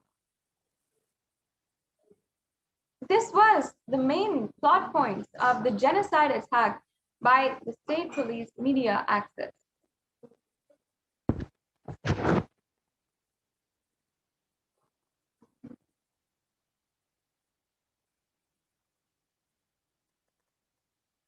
And over 600 police personnel were stationed within the court premises in 2-pronged attack mode.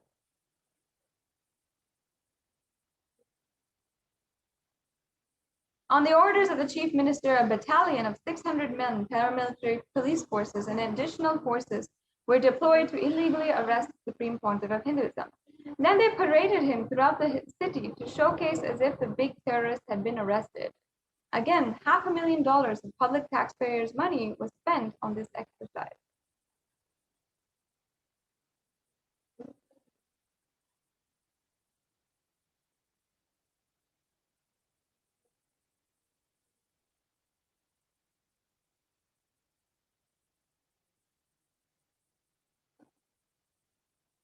And how the state executes second unlawful arrest. Here. In an article on the 13th of June 2012, it executes the second unlawful arrest. Here we can see this article.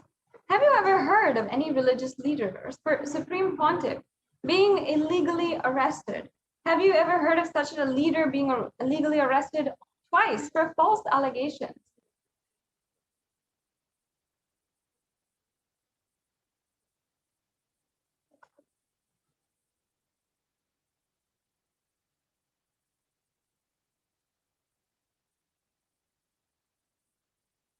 And here we have an article. Oh, we can go back to the last page. Here we have an article where it says, during the arrest last week and subsequent release, the Supreme Pontiff of Hinduism had over 800 policemen on duty, which was rupees 15 lakh. All this for a man who was accused of rape.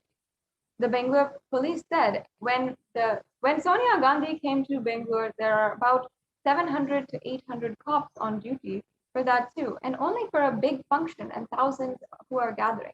Why? 800 policemen were deployed in order to illegally detain a peaceful sannyasi. What were they trying to do? Why were they trying to do it? The next slide, please. It shows here that this was a full-blown attack, a planned attack against the Supreme Pontiff of Hinduism. And here it says, Inspector General of Police Bhaskar Rao confirmed to Express that the Supreme Pontiff of Hinduism remained in judicial custody and is being shifted. He said, today we have deployed over 600 policemen personnel inside the court. We cannot risk keeping him in Ramanagara for security reasons. Why are they trying to make a peaceful sadhu, a sannyasi, somebody who has dedicated his whole life in service of humankind, into such a violent being? Why does there need to be 600 to detain someone so peaceful?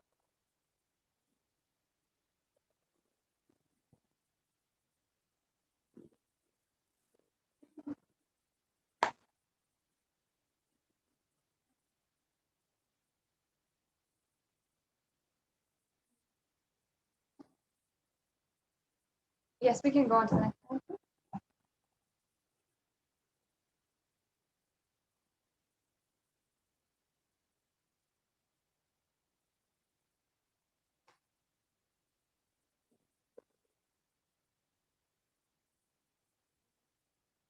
Here we have how the lawyer of the Supreme Pontiff of Hinduism had been denied to serve the Supreme Pontiff of Hinduism. He humbly pleaded by himself in front of the district magistrate, "I am not disturbing public peace, but if you feel that me being here is going to disturb the public peace, I will stay away from Bidadi. I will not have any press meet." This is what this heartbreaking photograph is showing.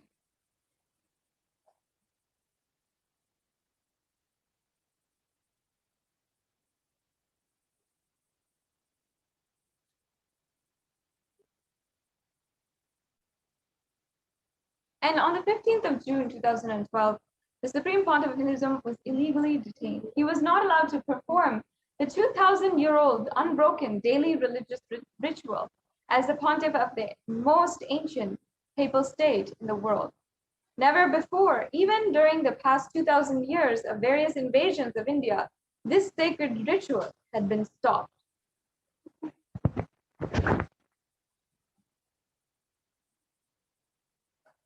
And another article where it shows Nithyananda devotees filed habeas corpus petition because the Supreme Pontiff of Hinduism was literally kidnapped by so many different authorities, and even the devotees did not even know where the Supreme Pontiff of Hinduism was.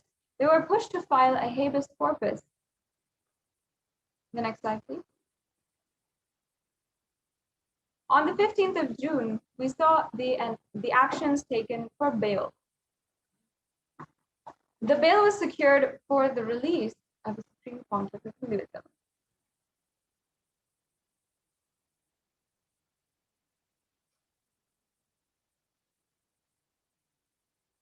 And again, we're seeing how the pillars of Hinduism are being attacked.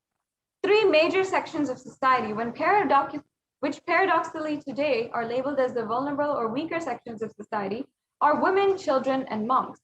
In Hinduism, they're in fact the foundation pillars of society.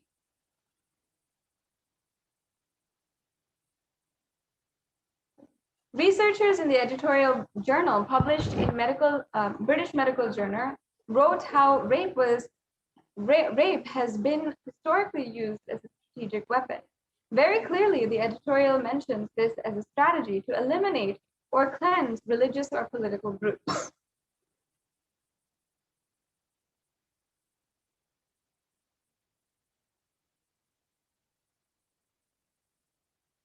In the Tamil month of Vaikasi, the tyrant King Alauddin Khilji of Delhi Sultanate sent his commander Malik Kafur to attack and loot the Ranganatha Swami temple in Srirangam.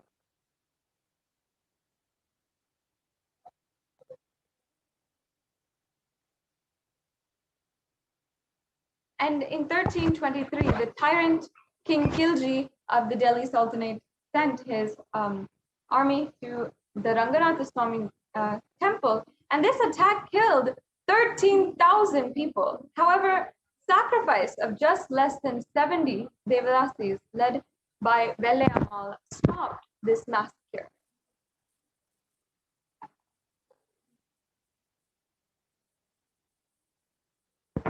The army of the Sultanate looted a lot of gold from the temple. However, the army also wanted to seize the deity of Lord Ranganatha Nam Perumal, which they believed was made of pure Arbanji gold.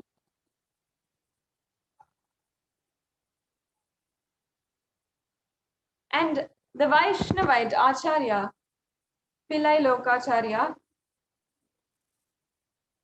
decided to safeguard the Lord Ranganatha Nam Perumal, Bhagavan Mahavishnu, the deity, and he concealed himself and planned an escape along with the deity to Madurai. Similarly, it was planned that the goddess Ranganayaki or Mahalakshmi would be taken to another location by a separate group.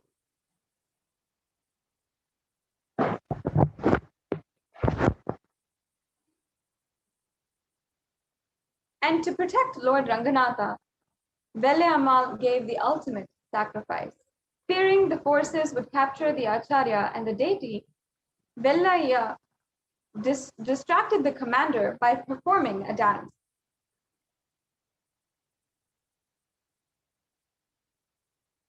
She performed the dance for several hours and thus gained time for the Acharya, Pillai Lokacharya, to escape with the deity of Lord Ranganatha. Her dance lasted for hours together.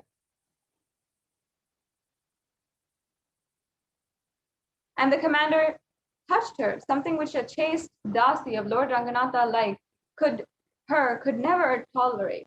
Like this, finally, she took the commander to the eastern Gupuram and pushed him down. The commander fell and died. After killing him, Vellayammal jumped off the tower and chanting the name of Ranganatha.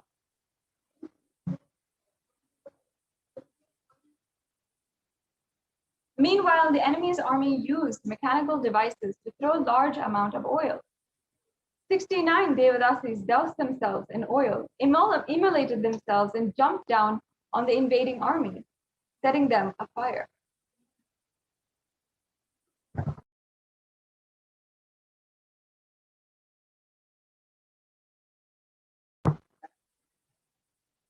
The ferocious sacrifice of these Hindu Devadasis' mothers protected the temple and stopped the massacre of any more people.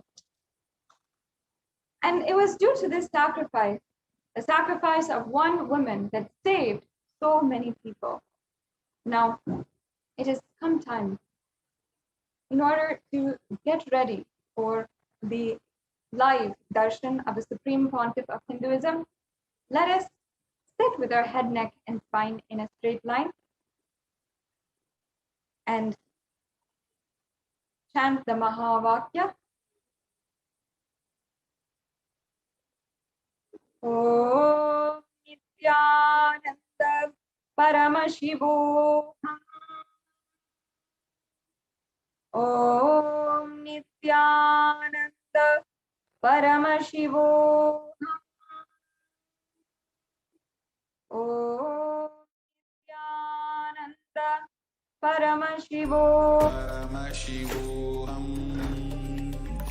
Om Nithyananda Paramashivoham. Om Nithyananda Paramashivoham. Om Nithyananda Paramashivoham. Om Nithyananda Paramashivoham. Om Nithyananda Paramashivoham. Om Nithyananda Paramashivoham. Om Nithyananda Paramashivoham. Om Nithyananda Paramashivoham.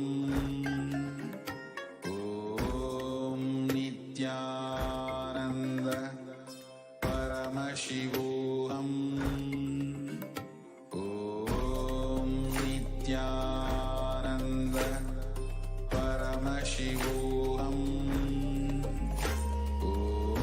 Om Nithyananda